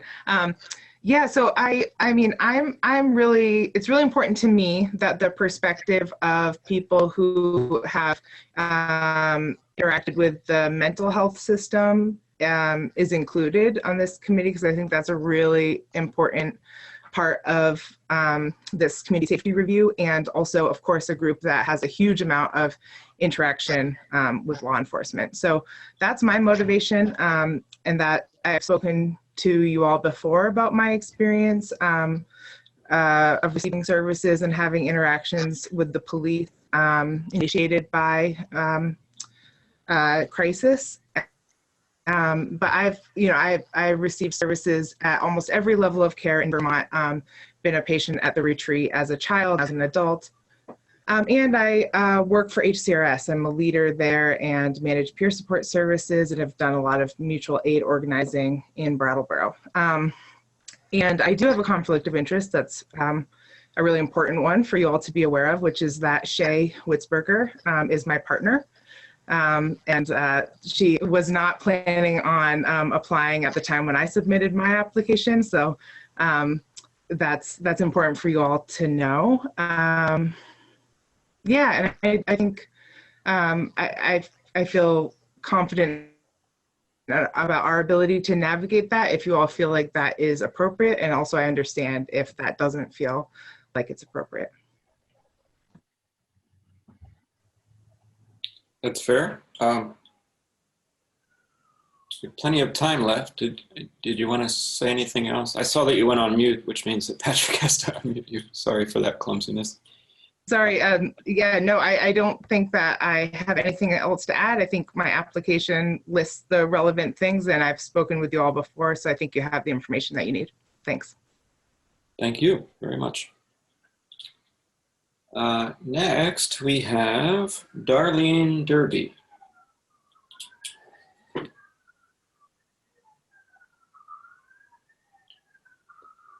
If you're with us. And I don't see a Darlene here, but that doesn't mean you're not with us. So let me just give you a moment. Is it possible Darlene's on the phone?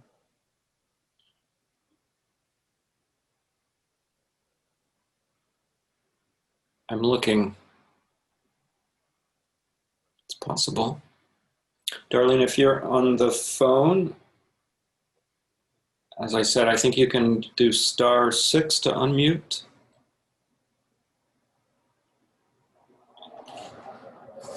Can phone callers unmute themselves? Well, I'm not sure of that process. I think Patrick authorizes it and then they unmute themselves. I think that's how it goes.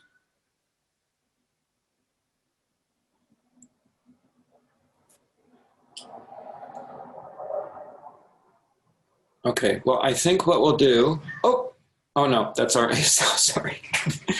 I think what we'll do is we'll move Darlene down to the bottom of the list and give them a chance to join us later if possible. And next we have Casimir. If Casimir or Kaz can join us. Hi, is this working? Hi. Sorry, I'm on my phone, so it's a little awkward. Hi, I'm Casimir DeWolf. My pronouns are he, him, or they, them. I've been living in Brattleboro for about 5 years now, I think. I'm psychiatrically disabled, mad neurodivergent, and for 3 years I worked for Vermont Psychiatric Survivors as a patient advocate and then doing community outreach and communications. And as an advocate, I visited patients at the Brattleboro retreat, where I encountered a lot of folks struggling with, who had ended up in crisis because they were struggling with accessing safety in the community, experiencing various types of violence, experiencing medical neglect, homelessness, police brutality. Also, I've also been hospitalized several times myself, and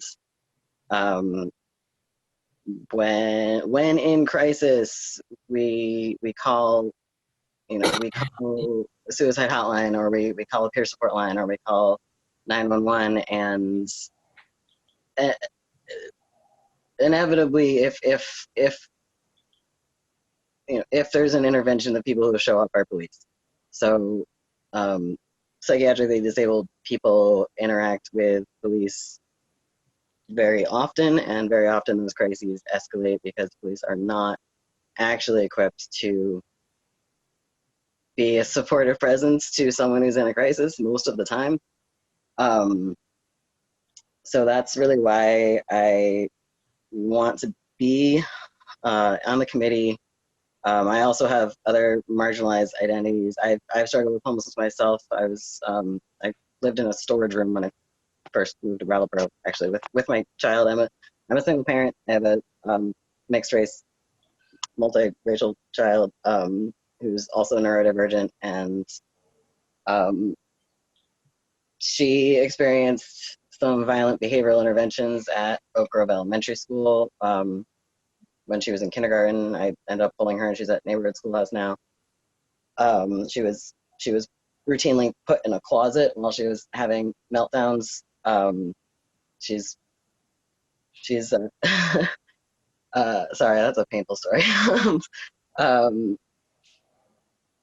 So yeah, pretty much I'm also trans and queer, and on disability, living in poverty, living in Section 8 apartment. So I've just, from sort of all corners of my life, had seen a lot of violence and experienced violence, and I really want our community to be safe for everyone. And it's I feel pretty shell-shocked a lot of the time, to be honest. So that's really, I think I'm forgetting the middle question there. I'm sorry about that. Could you remind me what the? Yeah. Do you have any conflicts or conscious biases that you'd like us to be aware of? Oh, sure. Yeah, I think we all have bias for sure. I've done a lot of work to unlearn racial bias and educational bias. I'm college educated, and class bias. I come from a middle class background. I'm living in poverty now. So I've done a lot of work over the last several years to unlearn the biases that I was raised with. And in terms of conflict of interest, I think the only possible conflict of interest is and that maybe also relates, I have very strong feelings about policing that is mostly based on my experiences with police, as well as historic and current practices in policing across the country.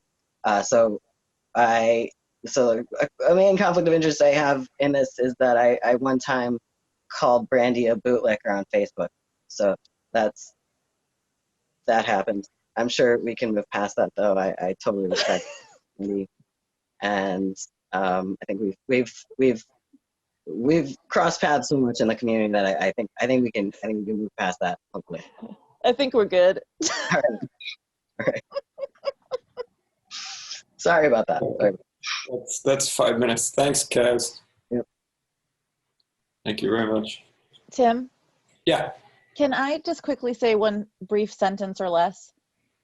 Of course. I just want to take a minute to acknowledge the space for how many stories that might be really scary and painful to hear that are coming into our space, and just make sure we hold that reverence throughout the evening. That's all.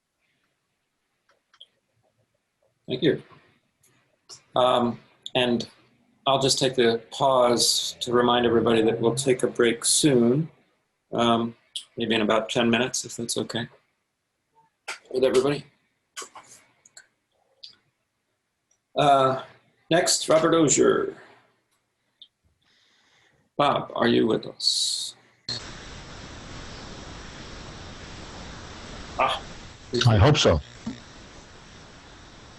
Can you see me? Okay. Can you hear me?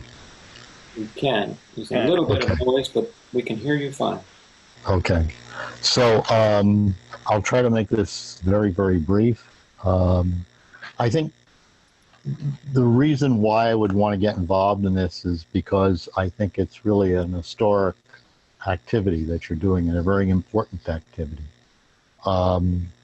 So I'd like to be part of that. On the other hand, I have some reservations, because I think some of what I could bring to this is in terms of networking and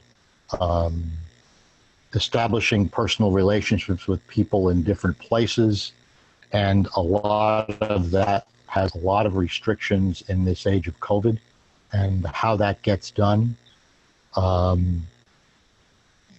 It gets funneled into, you know, the digital realm, which not everybody is a part of, and I myself have problems with it. But it is historic. It is important. I would like to make connections with it. Conflicts and biases, yes. I mean, I'm privileged. I'm retired from state employment in New York. I gave you a copy of my resume as part of the application, and that's replete with conflicts. I started working in a county jail in the middle 70s, probation, parole, corrections, administration in a parole agency, but in New York. Came to Vermont, to Brattleboro about a dozen years ago. I've been involved here with the Brattleboro Justice Center, and also with a group called initially Core Experts, and I see one of them has just joined us. A group called Core Experts, now called Collaborative Neighbors. Folks who had direct experience or have direct experience with homelessness, with poverty, with criminalization, who came together as a group to deal with issues. Again, a very important work. I think a work that needs somehow to be connected and interfaced with this committee.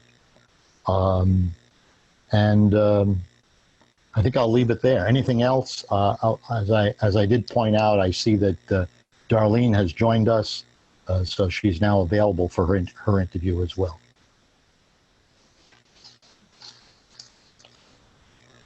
Okay. Thank you, Bob.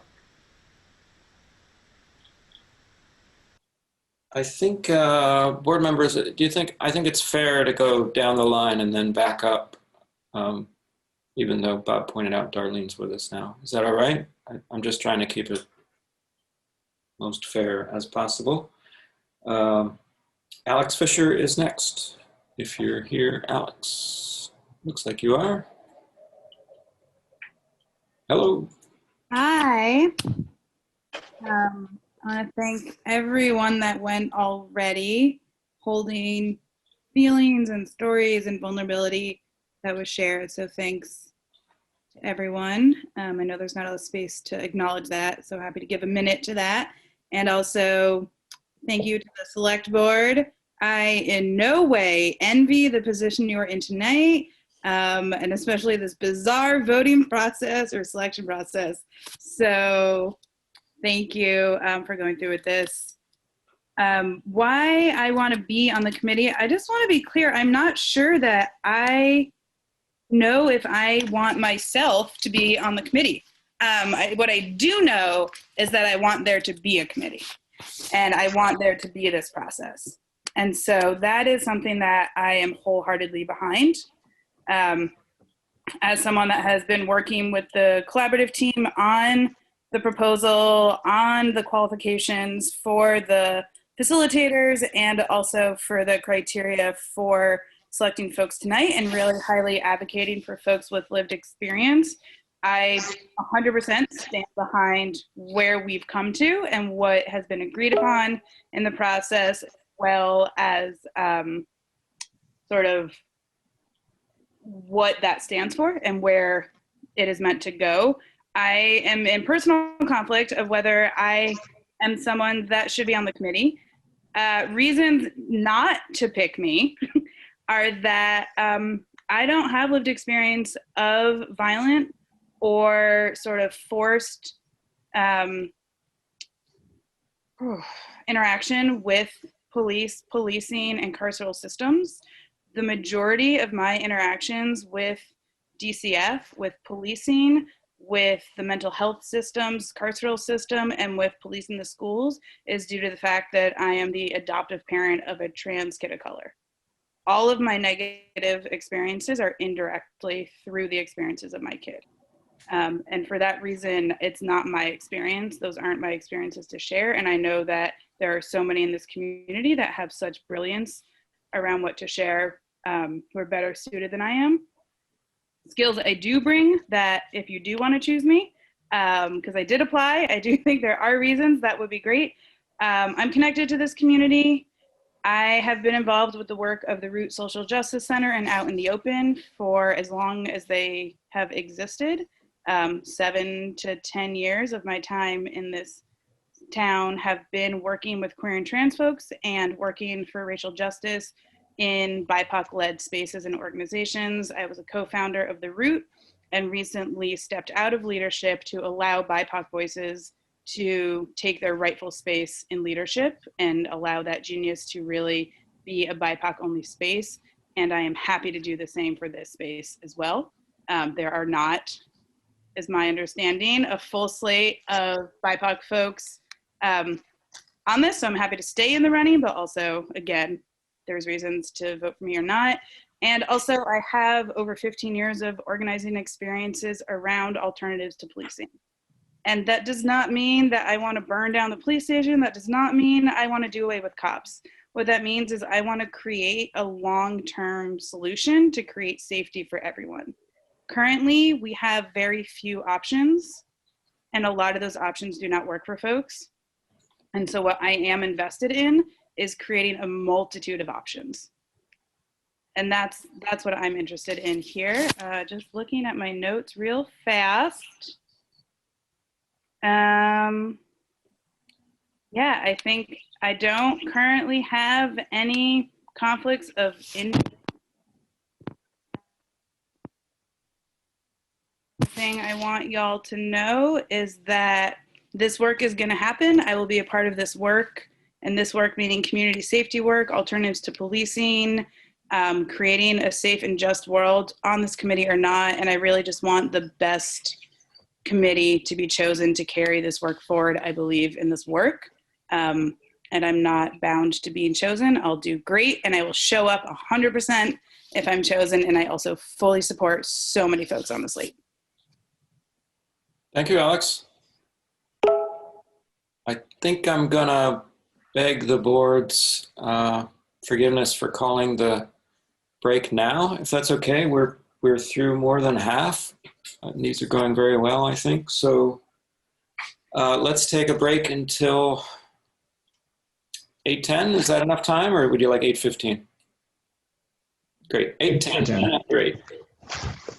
Thanks, everybody. Please hang on if you can. Okay, welcome back, everybody. Let me call this back to order. We are up to Maya, who hopefully will join us next. Thanks, everybody, for making this go pretty smoothly so far. Hi, Maya. Hello. Should I just jump right in, or are we still reassembling? I think we're fine to jump right in. Okay. It's hard to keep track of what everybody's doing. We have one phone caller.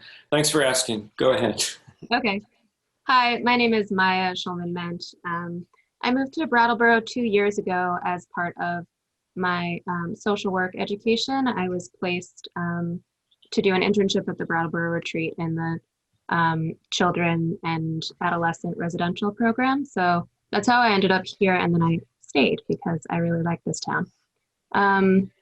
So I now work as a clinician at HCRS with children and adolescents and their families. And the reason that I'm interested in serving on this committee is because the work that I do day to day is considered micro social work. I'm working directly with, one person and their family. But I also recognize that that is not the only way to make change in someone's life. And actually it's an ineffective way to make change overall if you're not holding also what's considered macro social work, which is kind of like systems change. You're not actually being very effective. So this feels like an opportunity for me to lend my skills in this area as well. I have certainly interacted with lots of systems that are systems of control of the people that I serve, as well as in my own personal experience, though not in this community. And I certainly, even though I do work within these systems, I try to hold a critical lens, and I try to look for ways to be always working towards systems change and reform. However, I do, possibly have that conflict of interest because I work at HCRS right now.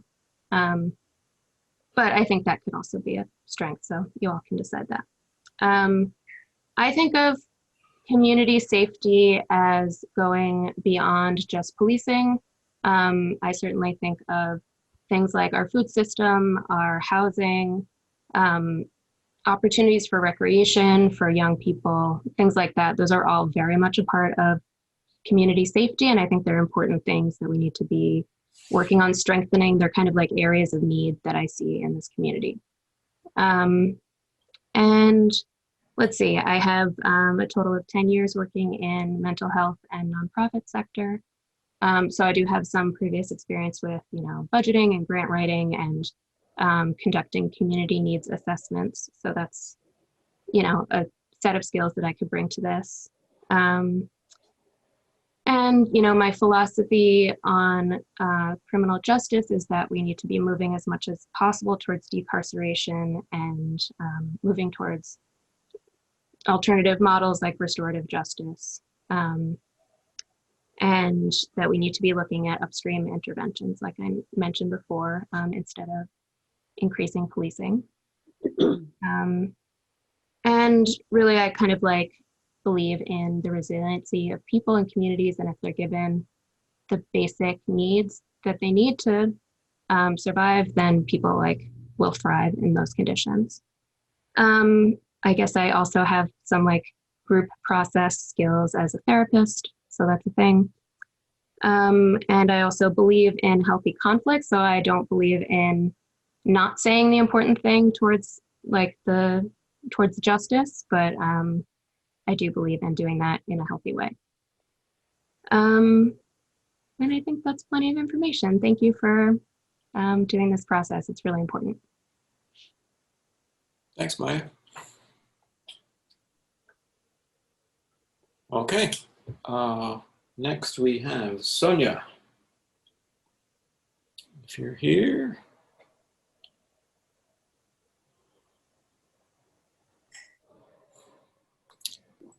Hello. Hi.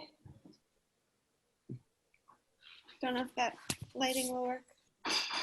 Yeah, we can see you. Thank you. Hi. This is a Zoom. I just threw the ball for the dog and it knocked over a wine glass, and now things are a little kerfuffly over here. Hi, I'm Sonia Silbert. Let's see. I would like to be on this committee. I'd like to be on this committee. So I moved to Brattleboro 3 years ago from Washington, D.C. I grew up in New York City in the 80s and 90s and lived in New York for a long time. I lived in D.C. for a long time. And moving to Brattleboro kind of blew my mind in many ways. But one of the ways was learning about things like the fact that Vermont's criminal justice system paid for restorative justice practices, and that our local police force had turned down militarized equipment, unlike any other place I'd ever lived. And it felt like such amazing, there had been such amazing work that has happened in this state and in this town to make this a much more livable and much more welcoming and much more healthy place to live than in a lot of these other places I'd lived. And I think that there is, and we all know, I mean, even just from the stories we've heard in the last hour and a half, we know that there's so much more that needs to happen, and there's so much trauma and hurt that happens all the time. And so I am really excited by the fact that Brattleboro has already done so much of the stuff that other people in the country want to get to, and that we have an opportunity to go so much further and to actually imagine and experiment with and try and implement something that's truly transformative, that would truly build communities that would feel healthy and welcoming and grounded for all. Kind of like Alex Fisher, I feel a little bit like I might not be the right pick for this committee if you follow the rules of the RFP.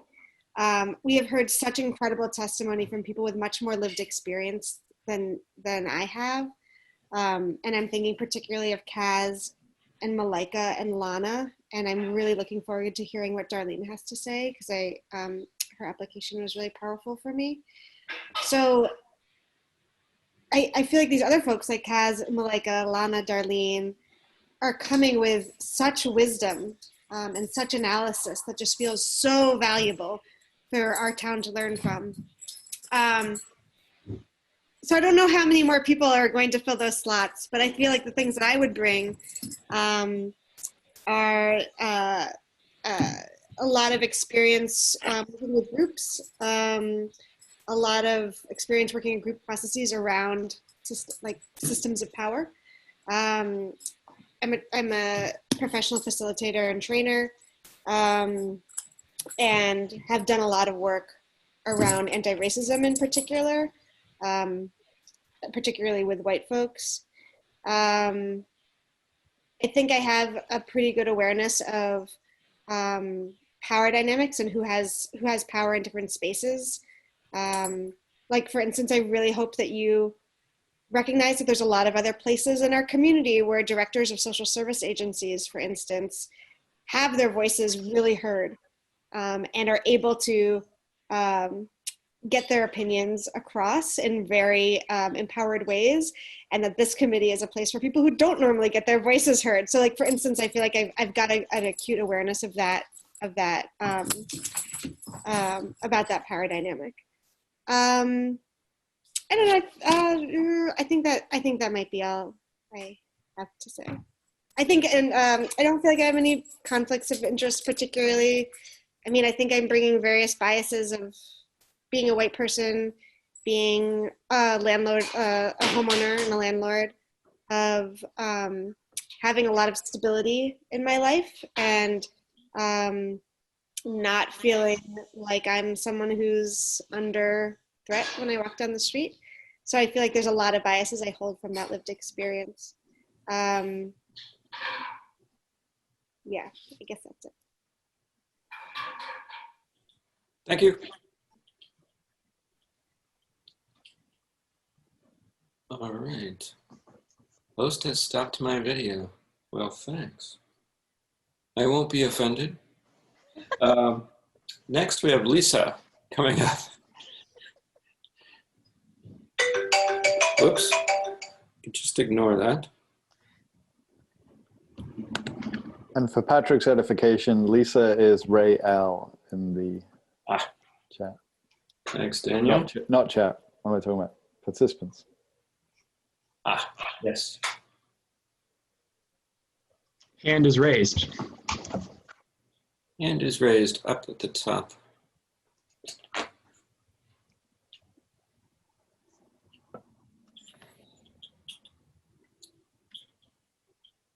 Hi, everyone. Thank you. Hi. Thanks. Yeah, my name is Ray. I go by Ray. My full name is Lisa Ray, and I use she, her pronouns. Thanks for this. I'm just amazed, and so much gratitude for all the care and courage in this community, in this meeting and previous meetings. And it's one of the reasons why I'm interested in being on this committee, actually, just the engagement of this town in some of these issues that are really important to us is really inspiring, actually. And I just want to play a small role in that if I can. I'm first generation college graduate, first person in my family, even now, to get an advanced degree. And so that puts me in a position where I feel a lot of privilege for being able to practice law. I'm an attorney here in town. I'm the general counsel for SIT. And very soon after law school, I entered public service. I was in private practice for a while. And then shortly thereafter started using my time and doing some pro bono civil rights cases. Shortly after moving to Vermont about 18 years ago, I worked at Vermont Legal Aid, trying to provide healthcare access for senior citizens in Vermont and disabled citizens of Vermont who were denied health insurance and healthcare. And I also work as a volunteer guardian ad litem in our court system right here in Brattleboro. So a lot of that service is really important to me as an attorney, and this committee seems like a good place to help with some of those things. I do have a lived experience with some of these intersections. I grew up in a pretty volatile household with a lot of police interaction, so I'm familiar with that. And I see a lot of things as a guardian ad litem. Ways that these systems interact in ways that can do enormous harm in our community. I think this is a way that I can help sort through some of those things and make this community a more safe and welcoming place and more inclusive for everyone. You know, I have 2 kids that I'm raising here, and it's really important to me that we all feel a sense of safety and community with one another. And this committee is an opportunity to really truly listen and hear from our community and the needs of our community members so that the town can do a better job, frankly, of meeting those needs. So that's why I'm interested. I don't believe I have any conflicts of interest, and I'm happy to answer any questions if people have those.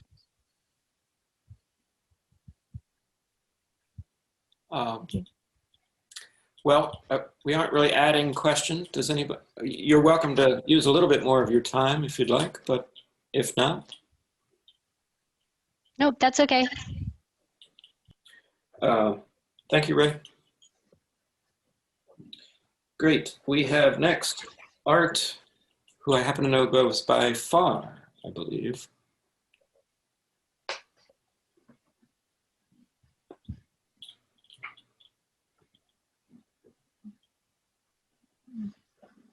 I wonder, well, there was a hand raise. I wonder if does that have anything to do with Far? It does. Oh, so it could be Sonia up top there with the hand raised, Patrick. Thank you.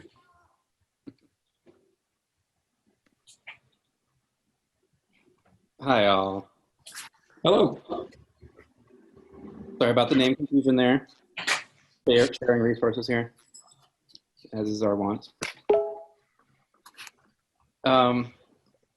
So yeah, my name is Far. I use he, him, his pronouns. I'm interested in joining this committee because, well, I have a sort of deep and abiding commitment to justice, and I feel like for me that means making sure that, or doing my best to make sure that the people whose voices have been ignored historically and traditionally are brought into the conversation, and making sure that the people whose safety has been similarly disregarded in favor of other people's comfort and security is prioritized.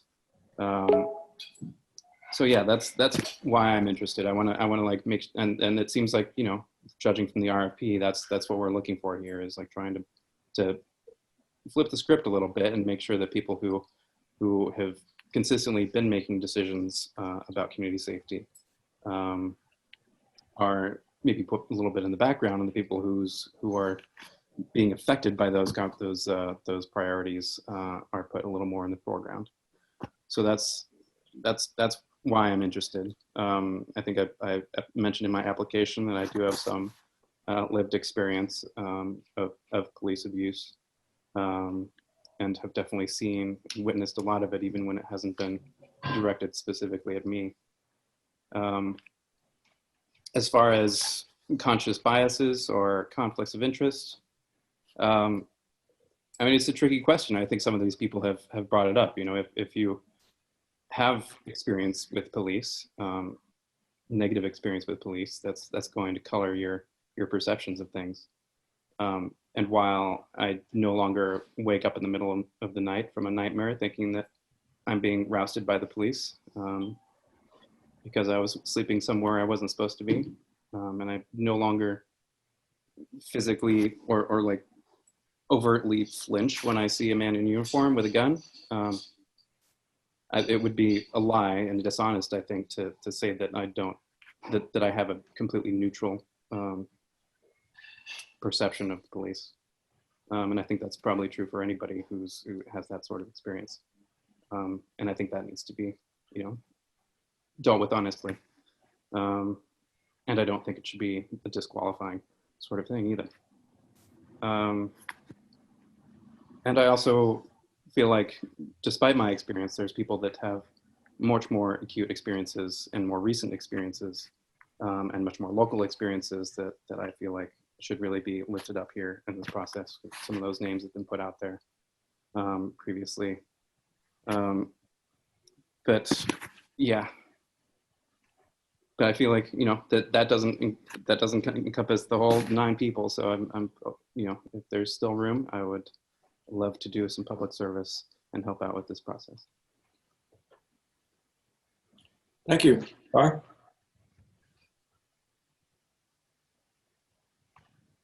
So let's see, we have Jane next.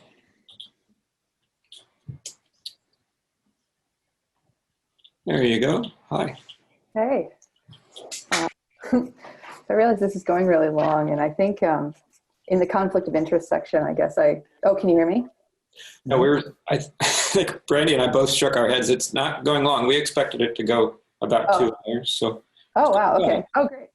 I was just going to say, I feel like I've talked a lot with all of you, and I guess one of the conflict of interest pieces could be that I'm friends with 3 of the 4 people here on Facebook, though I usually just use it for networking, and we don't really know each other that well. And Ian, I've distanced talked to at a polling station once, but so there's that. Small town. Yeah, you know, and it was about a select board meeting anyway. So so there's that. I guess no one's really named that, but I just thought I'd start with it. I also I do development and outreach for Out in the Open.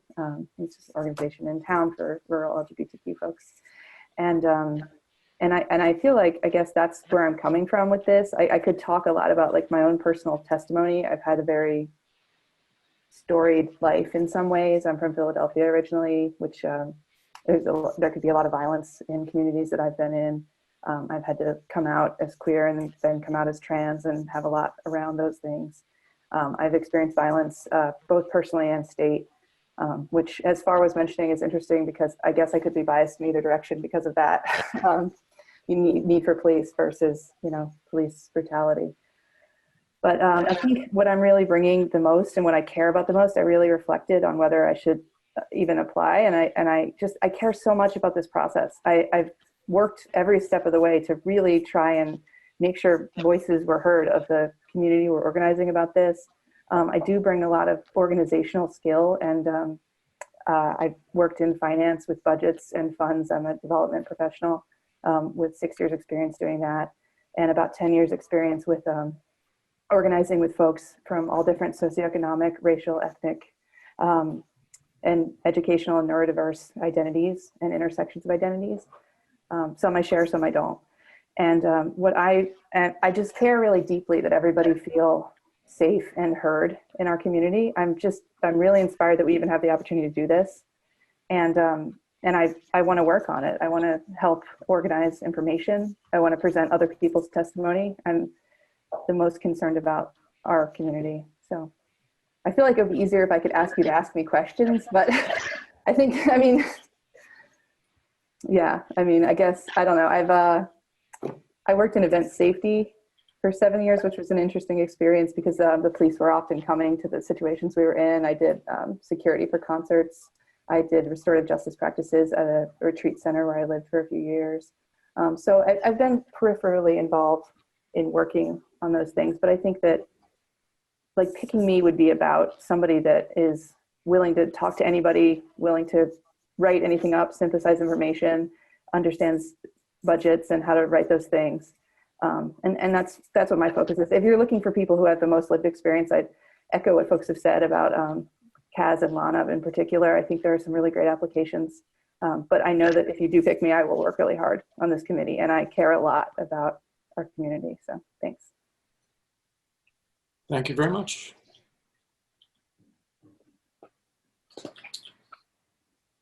Next we have Laura.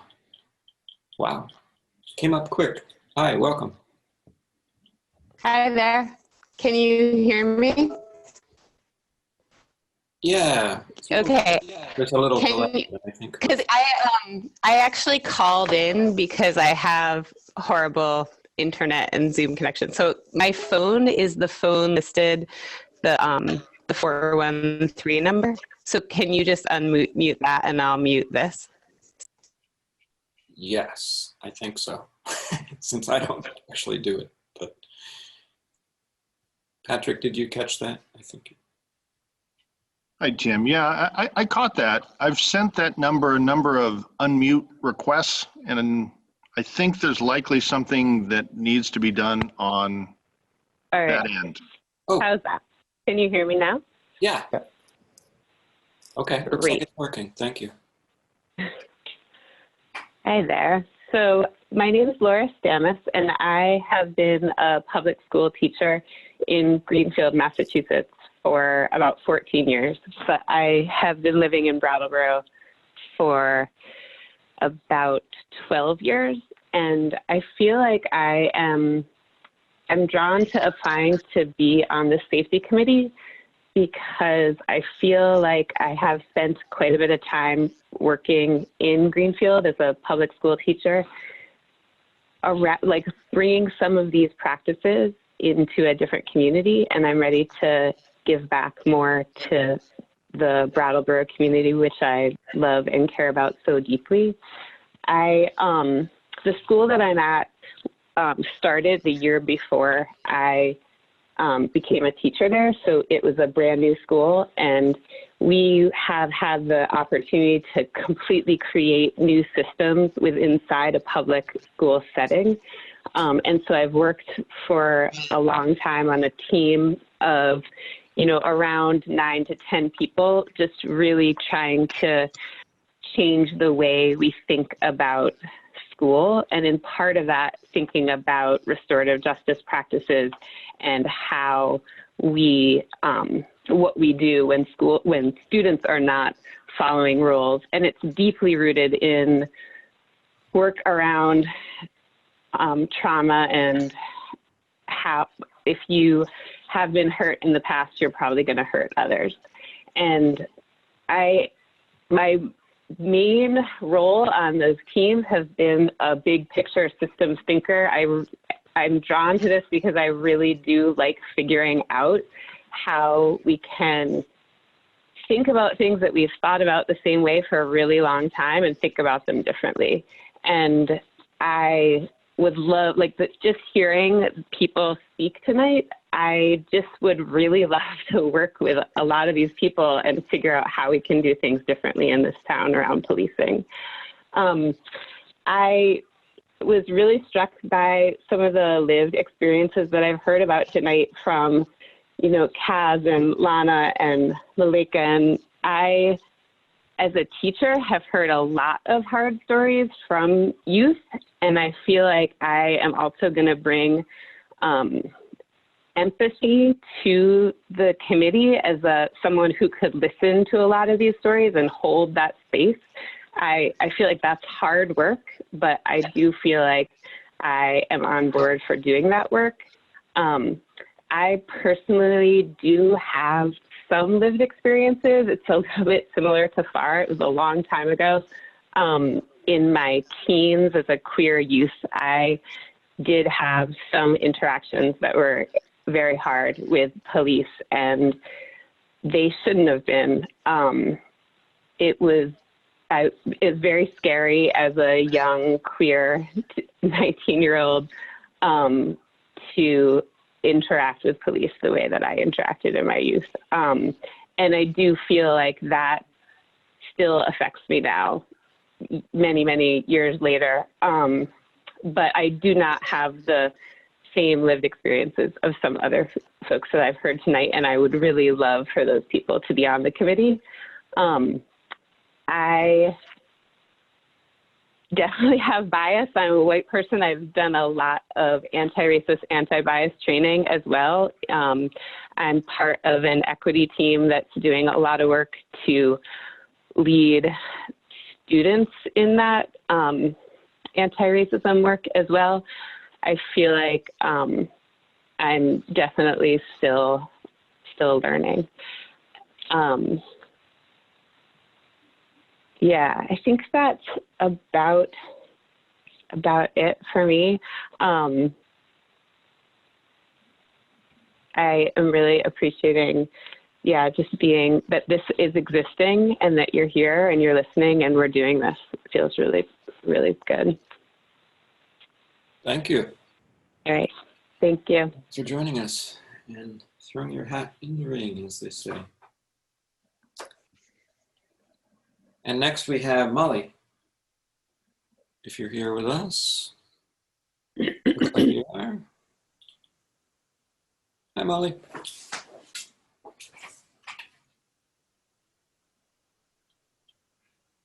Can you all hear me? Yeah. Yes. All right. Thank you so much, everybody who's in this meeting, for taking the time, and for all those who have put in countless hours of labor into the process that's brought us to this moment right now.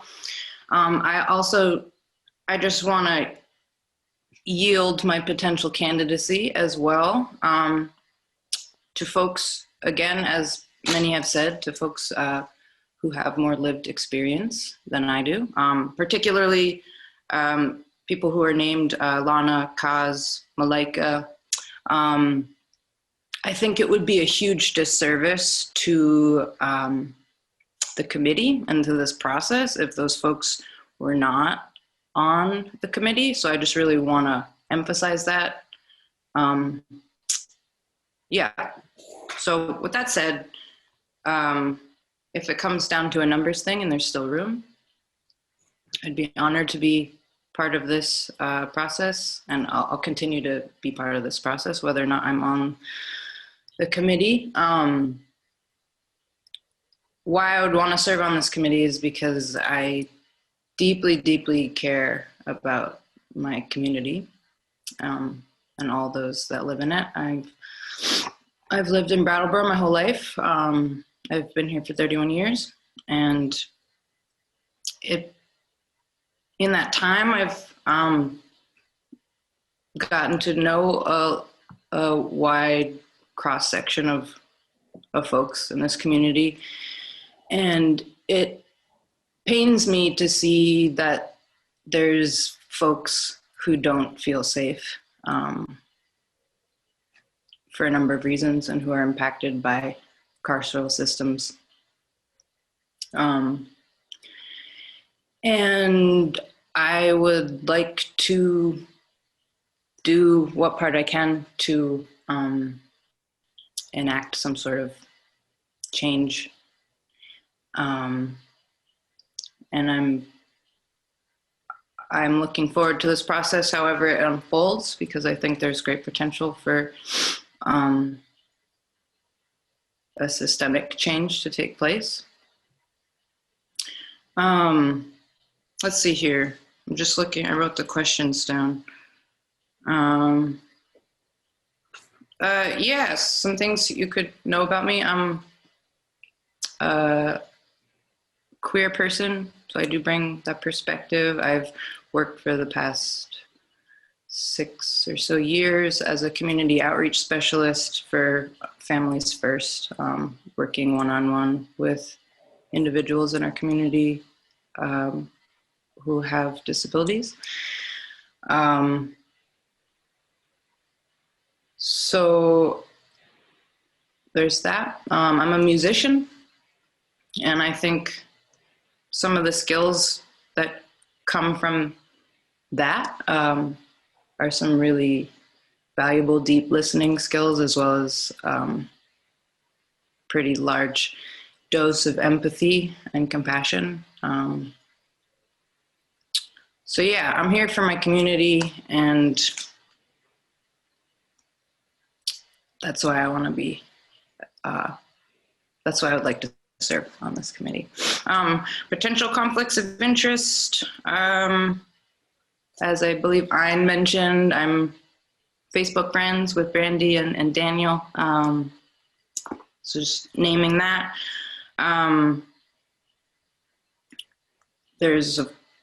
There's a limited awareness that I have as a white person.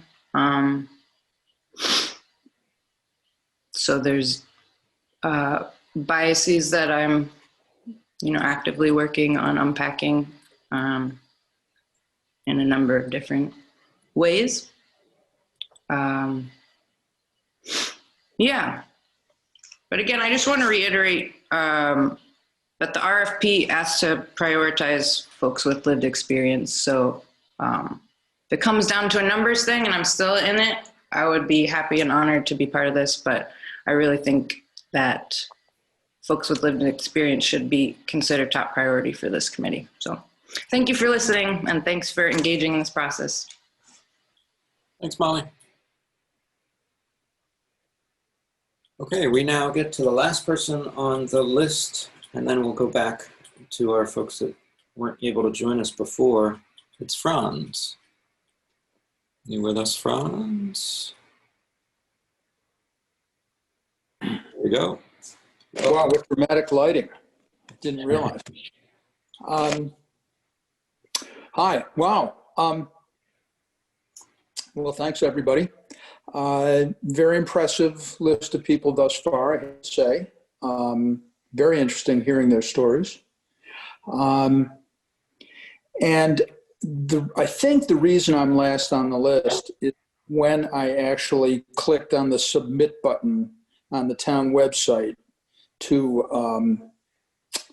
volunteer to serve on this. And the fact that I clicked at 11:58 p.m. on the final evening when the deadline was 11:59 shows that I guess I did have some ambivalence about the whole thing.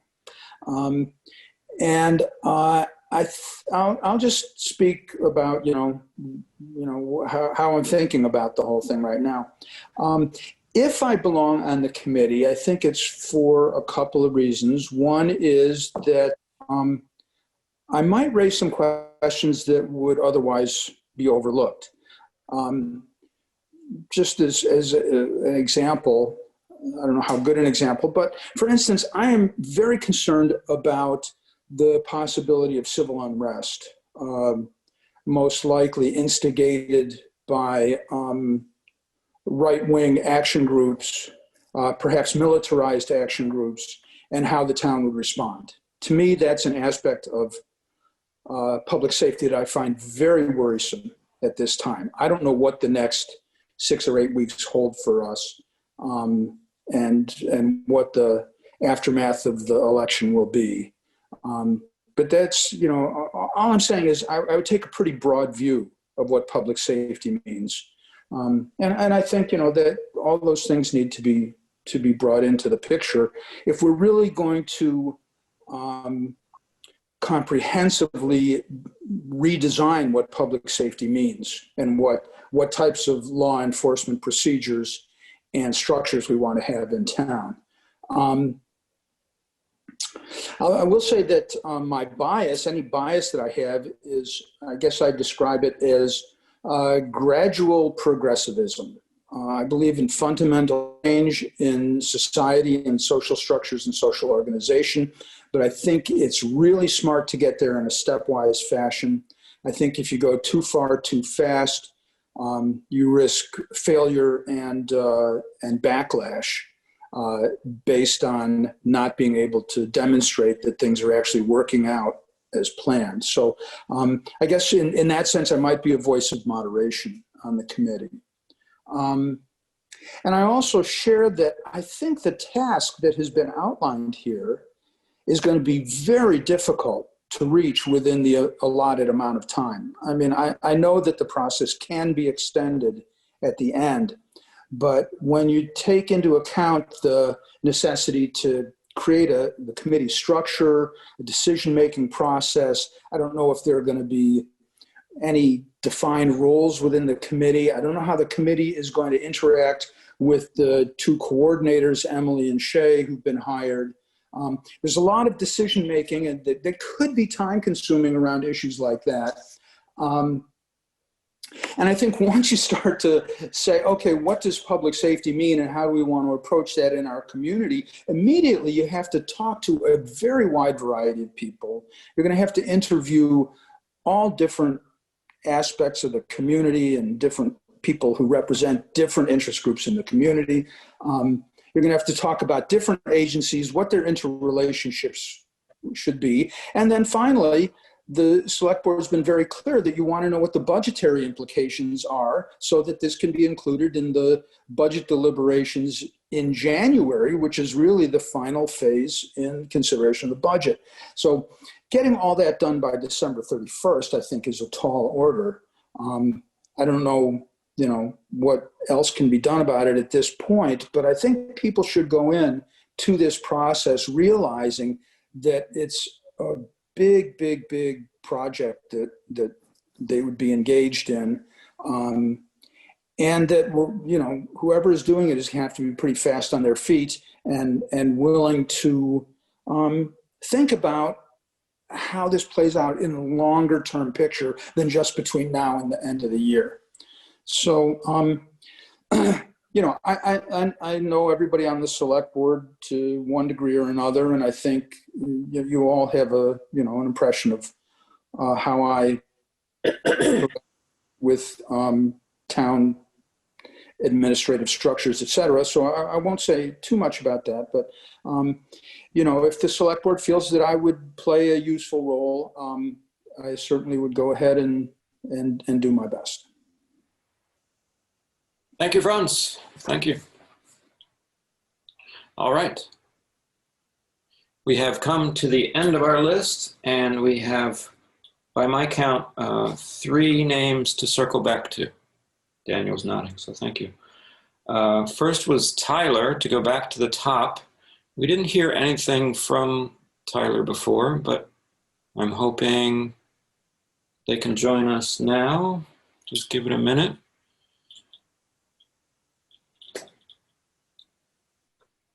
I don't see it. Ooh. Did we lose a window? Who's TMS? Do we know? Don't know. Really, that's the town manager secretary. Oh. Ah, thank you. Oh, hey, Jan. That makes sense. Not Tyler. And I think the phone caller was the previous. It was Laura. It was Laura. All right. Well, Tyler is, if you are on the line or watching through BCTV or another way, and you do join the meeting, just make sure to raise your hand in the next couple minutes. Otherwise, we're going to move on to Terry Carter, if that's all right with everyone else. Terry, how's your connection doing? I see you there in the list. Can you hear me? Yeah. Yay! My whole internet went down. I had to reconnect it. Okay. Your camera's not on, but I think you should. I think you should leave your camera off just for safety. We'll remember what you look like. Okay, the light is, the thing isn't coming up. Oh, okay, so I'll take the video off. Okay. It'll be safer if you just leave it off. Okay. Yeah. So you can hear me? Yeah. Yep. Okay. I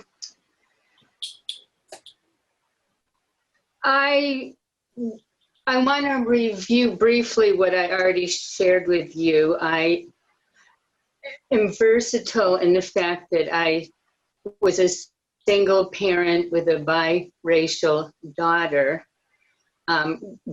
raising her in Brattleboro, and for the most part it was very positive, but there is what I always referred to as polite racism, and certain challenges which I will not go into right now. Now she's a bisexual, biracial person, and but I've always enjoyed people of all origins and types. I'm an artist, so in the art world, people are often gay or of different origins than I am, and I personally enjoy it. But what I really want to talk about that I did not emphasize so much in the application is what I've done I I've been in Brattleboro in this area for 40 years. And one of the first things that I was involved with was WCRG, Wyndham Citizens for Responsible Growth, through Act 250. Larry, can I pause We you? challenged what was it at the time, a very huge warehouse, gross distribution warehouse that was going to be put in the middle of Putney Road. And we went through Act 250 and it was changed. It was very controversial at the time. And that's another thing yes. Can you hear me? I think we're losing bits and pieces. You were speaking to Act 250 and a controversial something, but there's a couple minutes. There's a couple minutes left. If you can hear me, maybe you could just, well, just go ahead. Let's give it another try, Terry. Just another couple of minutes left, but.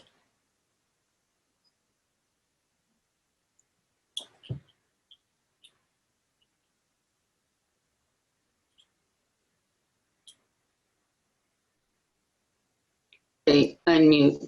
Can you hear me? Yes. Okay. Through BCTV, but it was through this Act 250 that I got involved with the TV station and actually helped document the Act 250 process. And I also attended the climate committee at the high school in the 90s, which was an early form of dealing with racism. And I chose to wait a year to do this half-hour program with BCTV when I was part of it. Every year I produced one show. Of course, as you know, a half-an-hour show can take up to 40 hours of your time. And I waited a year and just was a good listener. And it was a wise thing to do because I believe the production came out much better just through waiting and listening and familiarizing myself with the situation. I was also involved with the dog shooting, and that was very controversial and very incendiary and passionate. And it was through the CCPC. And again, those of us that stuck with it, including the police, including several citizens, we had a good outcome. And I want to acknowledge James Sloven.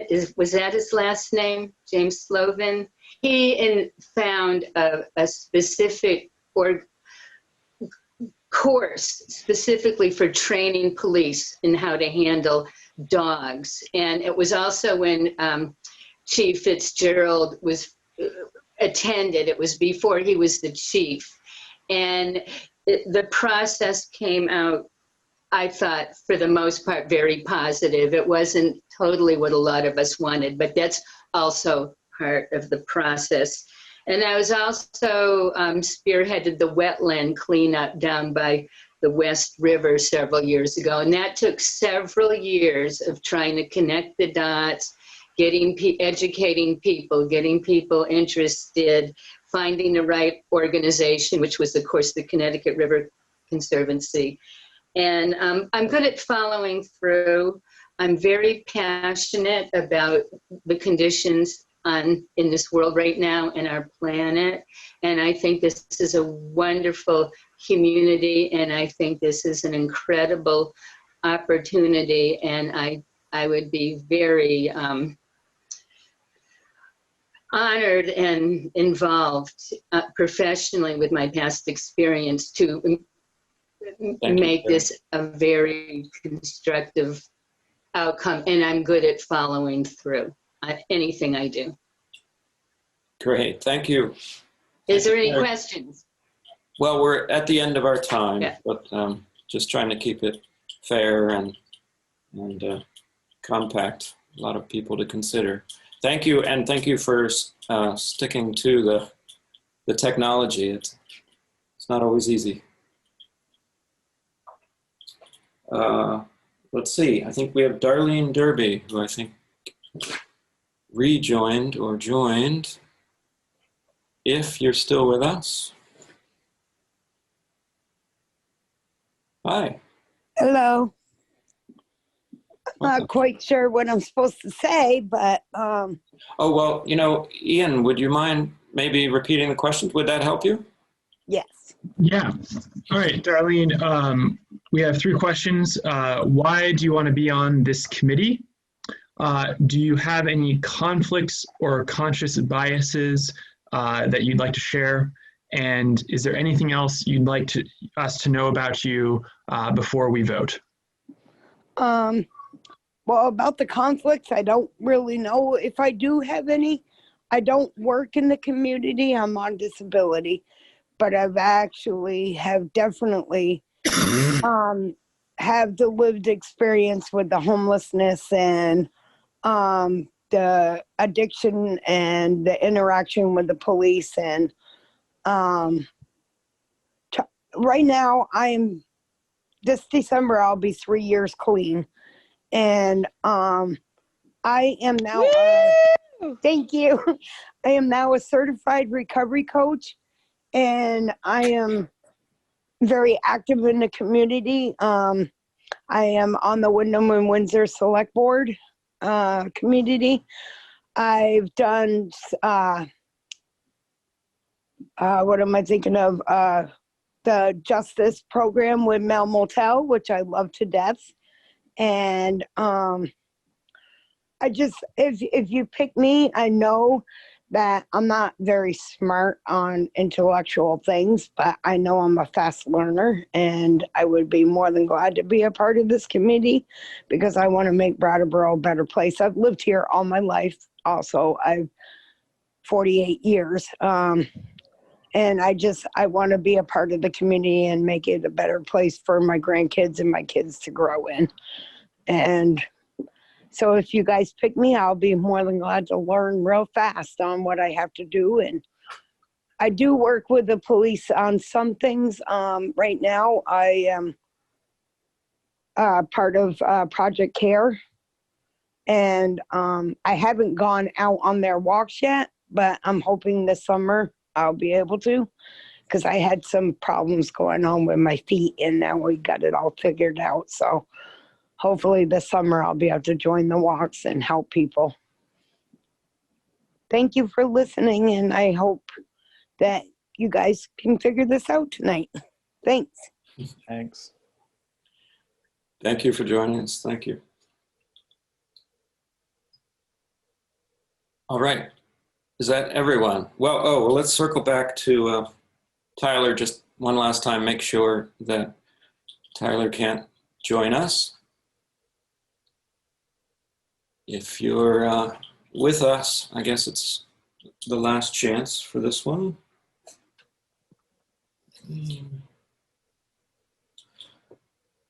Oh, Peter's back.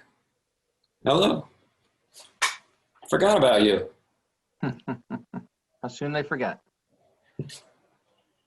Stand by, I'm just making sure my timer doesn't go off again.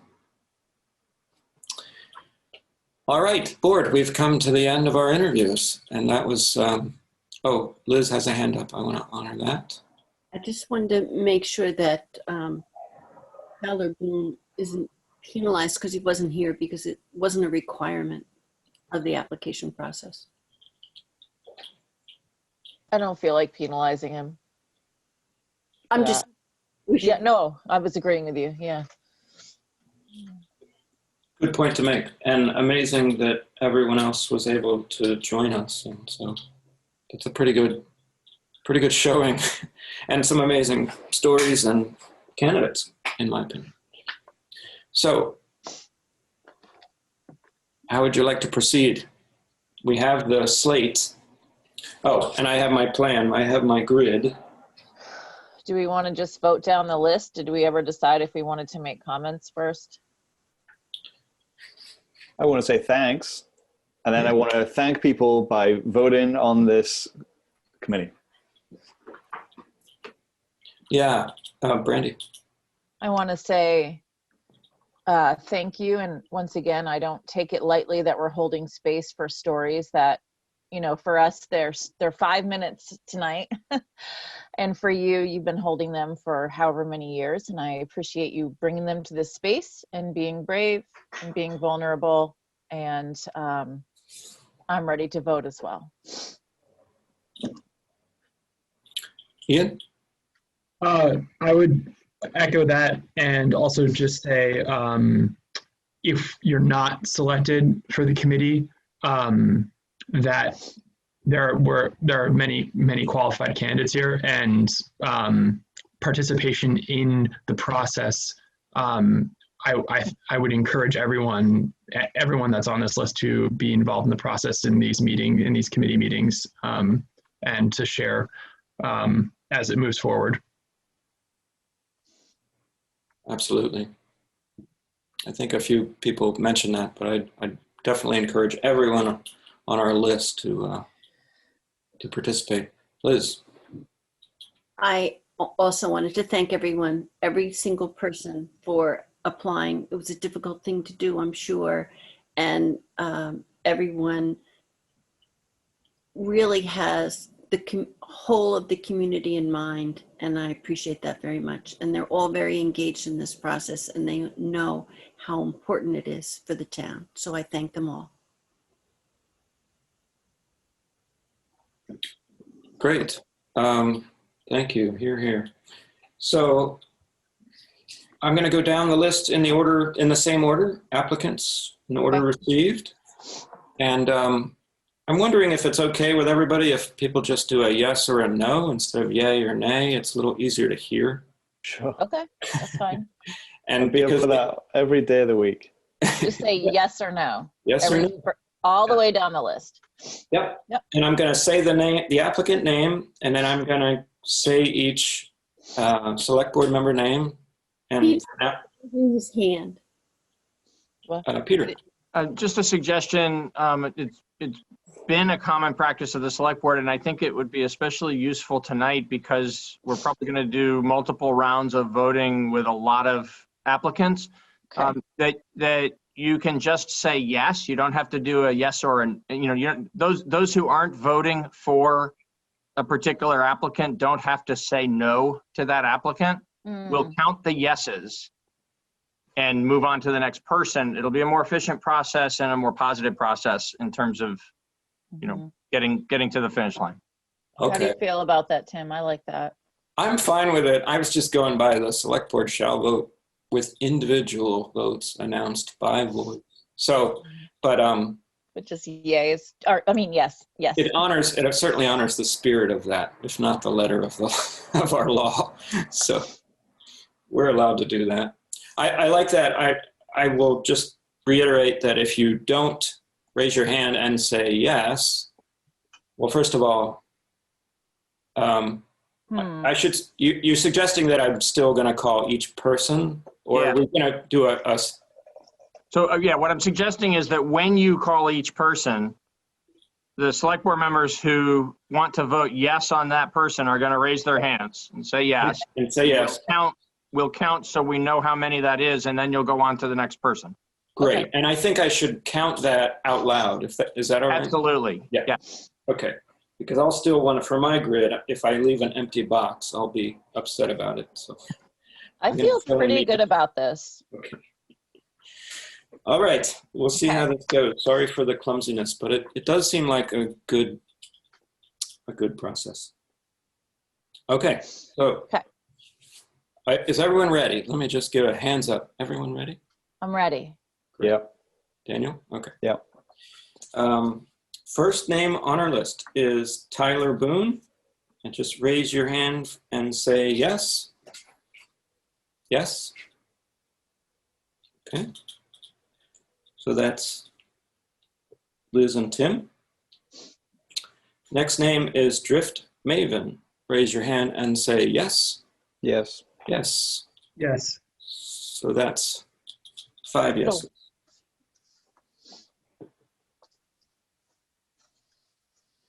Next name is Kelsey Rice. Raise your hand and say yes, if so. Yes. Yes. Yes. I have Daniel, Liz, Ian, and Tim. No, my hand was up too. Oh, I'm sorry. Could you say it, Brandy? What? I'm sorry. Can what? you say yes? Yes. Yeah. I think he's looking at a piece of paper and. And I was too. We'll miss you. Same thing. Yeah. Okay. Oh, Sorry. you're scoring at home. Annalise, raise your hand and say yes. Yes. Yes. Yes. 5 yes. Cassandra Holloway, raise your hand and say yes. Yes. That's Yes. Ian, thank you. Yes. Ian, Tim, and Liz. I'm hearing the yeses. It's hard when I'm throwing myself off. Scott Cooper, raise your hand and say yes. Yes.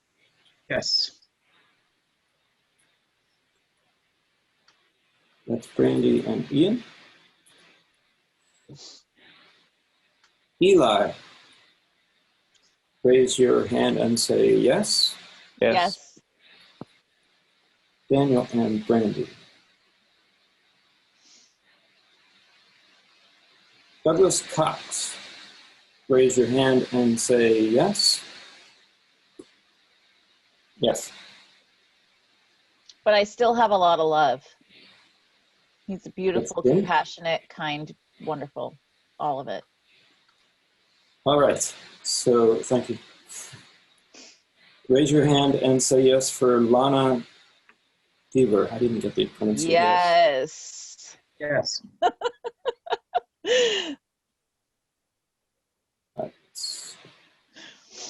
Okay. For Terry Carter, raise your hand and say yes. A lot of love again. So much hard work in the community. And the wetlands thing was no joke down by the marina. Indeed. Malika, raise your hand and say yes. Yes. Daniel and Brandy. Darlene Derby, raise your hand and say yes. Heck yes. Yes. Yes. Ian, Tim, Daniel, Brandy. Kaz, raise your hand and say yes. Yes, even though I'm a bootlicker. 100% yes. Very nice. Brandy, Daniel, Ian.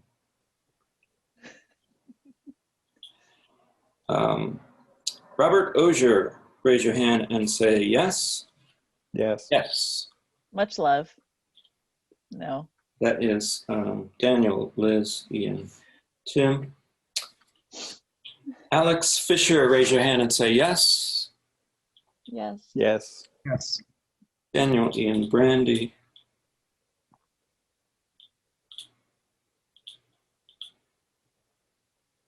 Can I just acknowledge that this is hard to do? But you're doing a really good job. spreadsheet going. I think it's going No. really well. No. It's hard up here. It's hard for the heart because we know all these people. So I just. It's true. Yes. And I think this is the best, most fair way we can do it. Great. I think every one of these people knew what was going to happen. There are 23 applicants for 9 seats. So, you know, this is what it is. Absolutely. Okay, so next up we have Maya. Raise your hand and say yes, please. Yes. Yes. Yes. It's fine. Next we have Sonia. Raise your hand and say yes. Yes. Brandy, Daniel. Next we have Ray, also known as Lisa Ray on our sheet. Raise your hand and say yes. Yes. Yes. Daniel, Brandy. Yeah, sorry. Far, Art Meese is next. Raise your hand and say yes. Yes. Yes. Daniel. Next is Ain. Raise your hand and say yes. Yes. Yes. Ian. Daniel, Brandy. Next is Laura. Raise your hand and say yes. Yes. Yes. That's fine. Okay. I voted for a lot more than 9. You're allowed to too. vote for everybody. That's what we do. All right. Next is Molly. Raise your hand and say yes. Yes. Brandy and Daniel and Molly. Next is Franz. Raise your hand and say yes. Yes.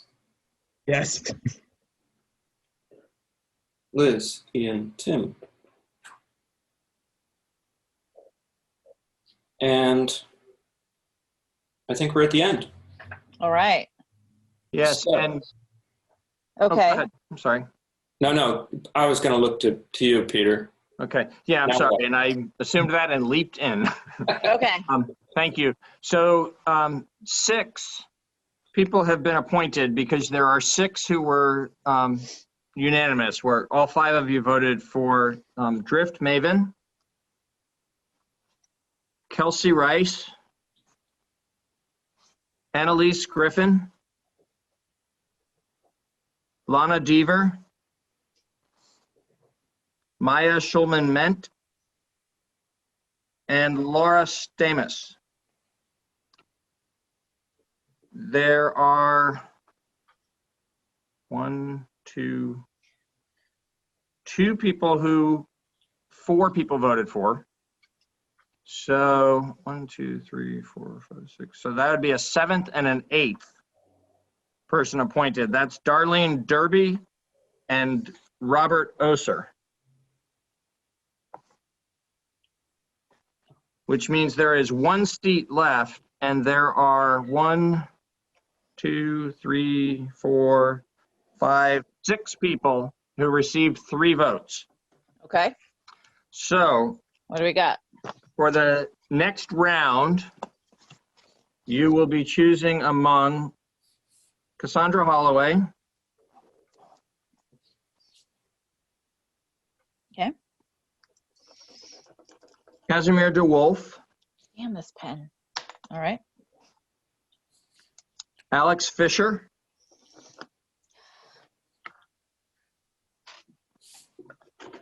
Ray L., shown as Lisa Ray on your list, Okay.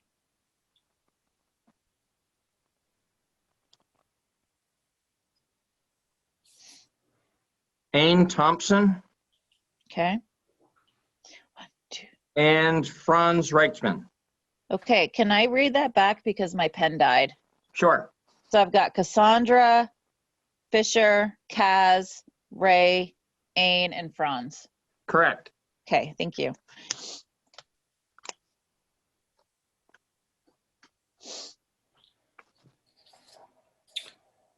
Right on. Did you change the order of that? I'm sorry. Maybe it was my brain. I apologize. Is it? Yeah, they're in a different order than what Brandy read back.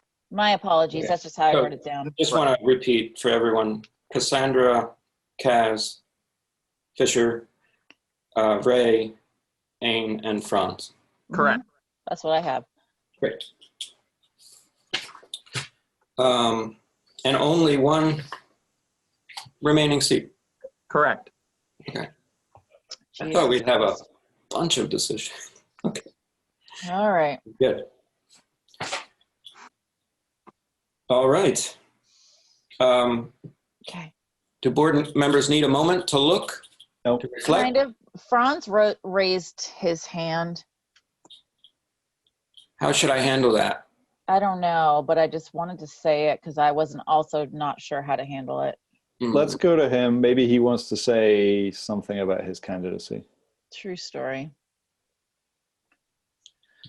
Okay, Franz, I'm going to honor your raised hand. and then offered to anyone else. I mean, I'm presuming what he wants to say is something about whether or not he wishes to run. I don't want to invite like extra comments about like, why. Yeah, it's Be not clear it's on not time for proselytization, just for a Right. quick thingy. Thank you for recognizing my raised hand. Yeah, I will withdraw my name at this Thank point. you. I think you've got good candidates, and you know, I think their heart is in it more than my heart is in it. So I'll just step back and let you choose from the 5 remaining candidates. So thanks very much. Thank you, Franz. Okay, Franz, thank you.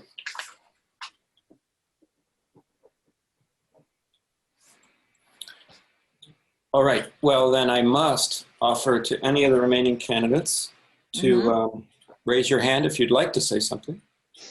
Otherwise, what? In that same vein, though, like a quick. Yeah. Otherwise, you are all recognized as highly valued candidates, Absolutely. as was Franz. Absolutely.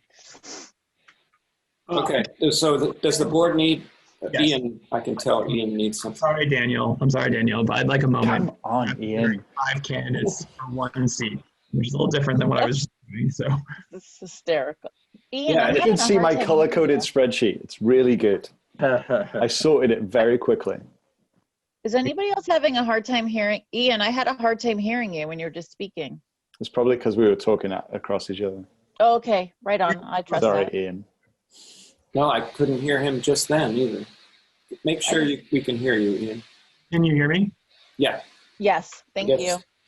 Our voices were butting into yours. Daniel is just more organized than I am, and so I am slowing the board down. Apologize. And yet very you're the good spreadsheet lawyer. skills. Not a lawyer yet. Okay, sorry. Sorry to forecast your future. Tim, Peter would like to speak. Oh, sorry, I was looking at my notes. Just a quick reminder that while there's only 1 remaining seat, you can vote yes on more than one of the remaining applicants if you choose. We can do what? We're just going to go through the same process that we did. That's Oh, exactly good. right. Thank you. Right, that's what I thought.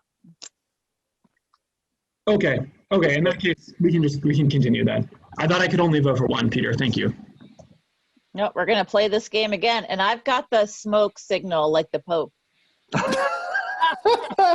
Ready to go. All right, very good. So Cassandra, Kaz, Alex, and Lisa Ray. who was going by a different name? Ray. Ray, okay. We've got 5 people. And Ain. And Ain, okay, great.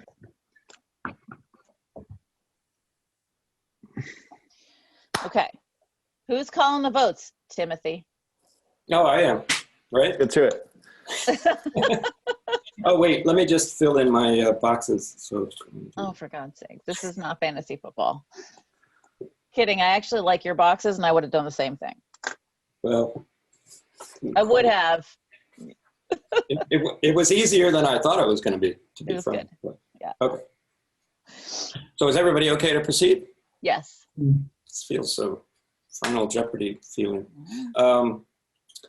Okay, so Cassandra Holloway, raise your hand and say yes. Yes. Not without love for Cassandra or Farmer.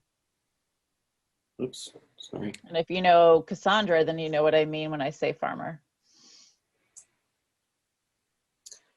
Kaz, raise your hand and Yes. say yes. Yes. Yes, yes, yes. That's Ian and Brandy. Alex or Fisher. Alex Fisher. Raise your hand and say yes. Yes.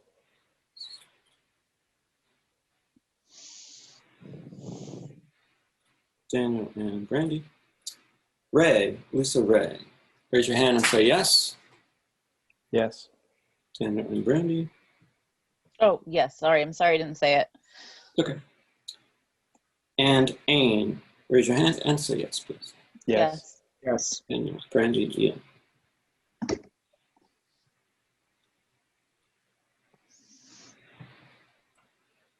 All right, Peter, can you tell us our results? Yes. Where are So Cassandra, Casimir, and Ain all received 3 votes and Okay. are still in the running for the 3rd round of voting. Okay.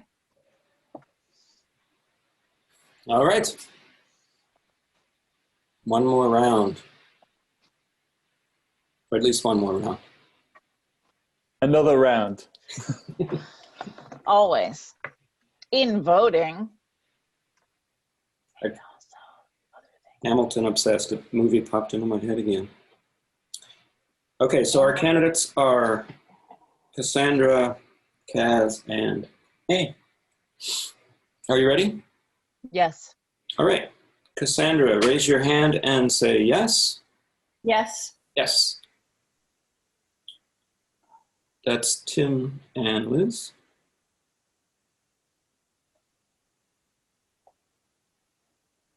Kaz, raise your hand and say yes. Yes. Yes. Yes. That's Ian, Daniel, and Randy. I did my grid wrong, so bear with me. You got it.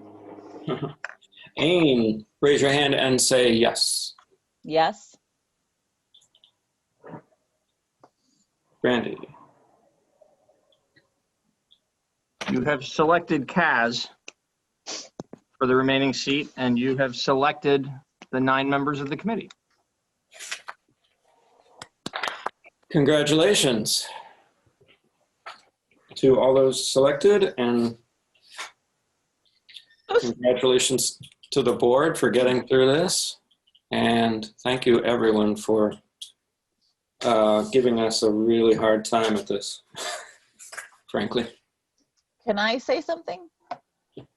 I think this is the best that we've all worked together in a while, and I have really enjoyed this meeting more than I've enjoyed any meeting since May. Thank you. We'll see you in a couple of weeks. More of the same. I want to wish Or it's the same. this committee so much luck. Yes. And skill. And skill. And yeah, thank you for all the applicants. Absolutely. And thank you for sharing your trauma in our space, and it's safe here, and I hope that you can take a deep breath tonight.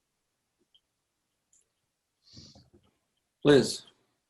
I just wanted to say that all the applicants honor the town with their prospective service, and it's going to be a lot of hard work, and I commend the selected committee for their willingness to serve.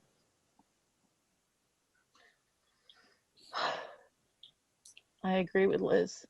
I got a motion I'd love to make if anybody's Oh, interested. yeah. I moved to adjourn. Daniel, your pragmatic motions. Thank you, everybody. Daniel has made a motion to adjourn. All those in favor, say aye. Aye. Aye. Aye.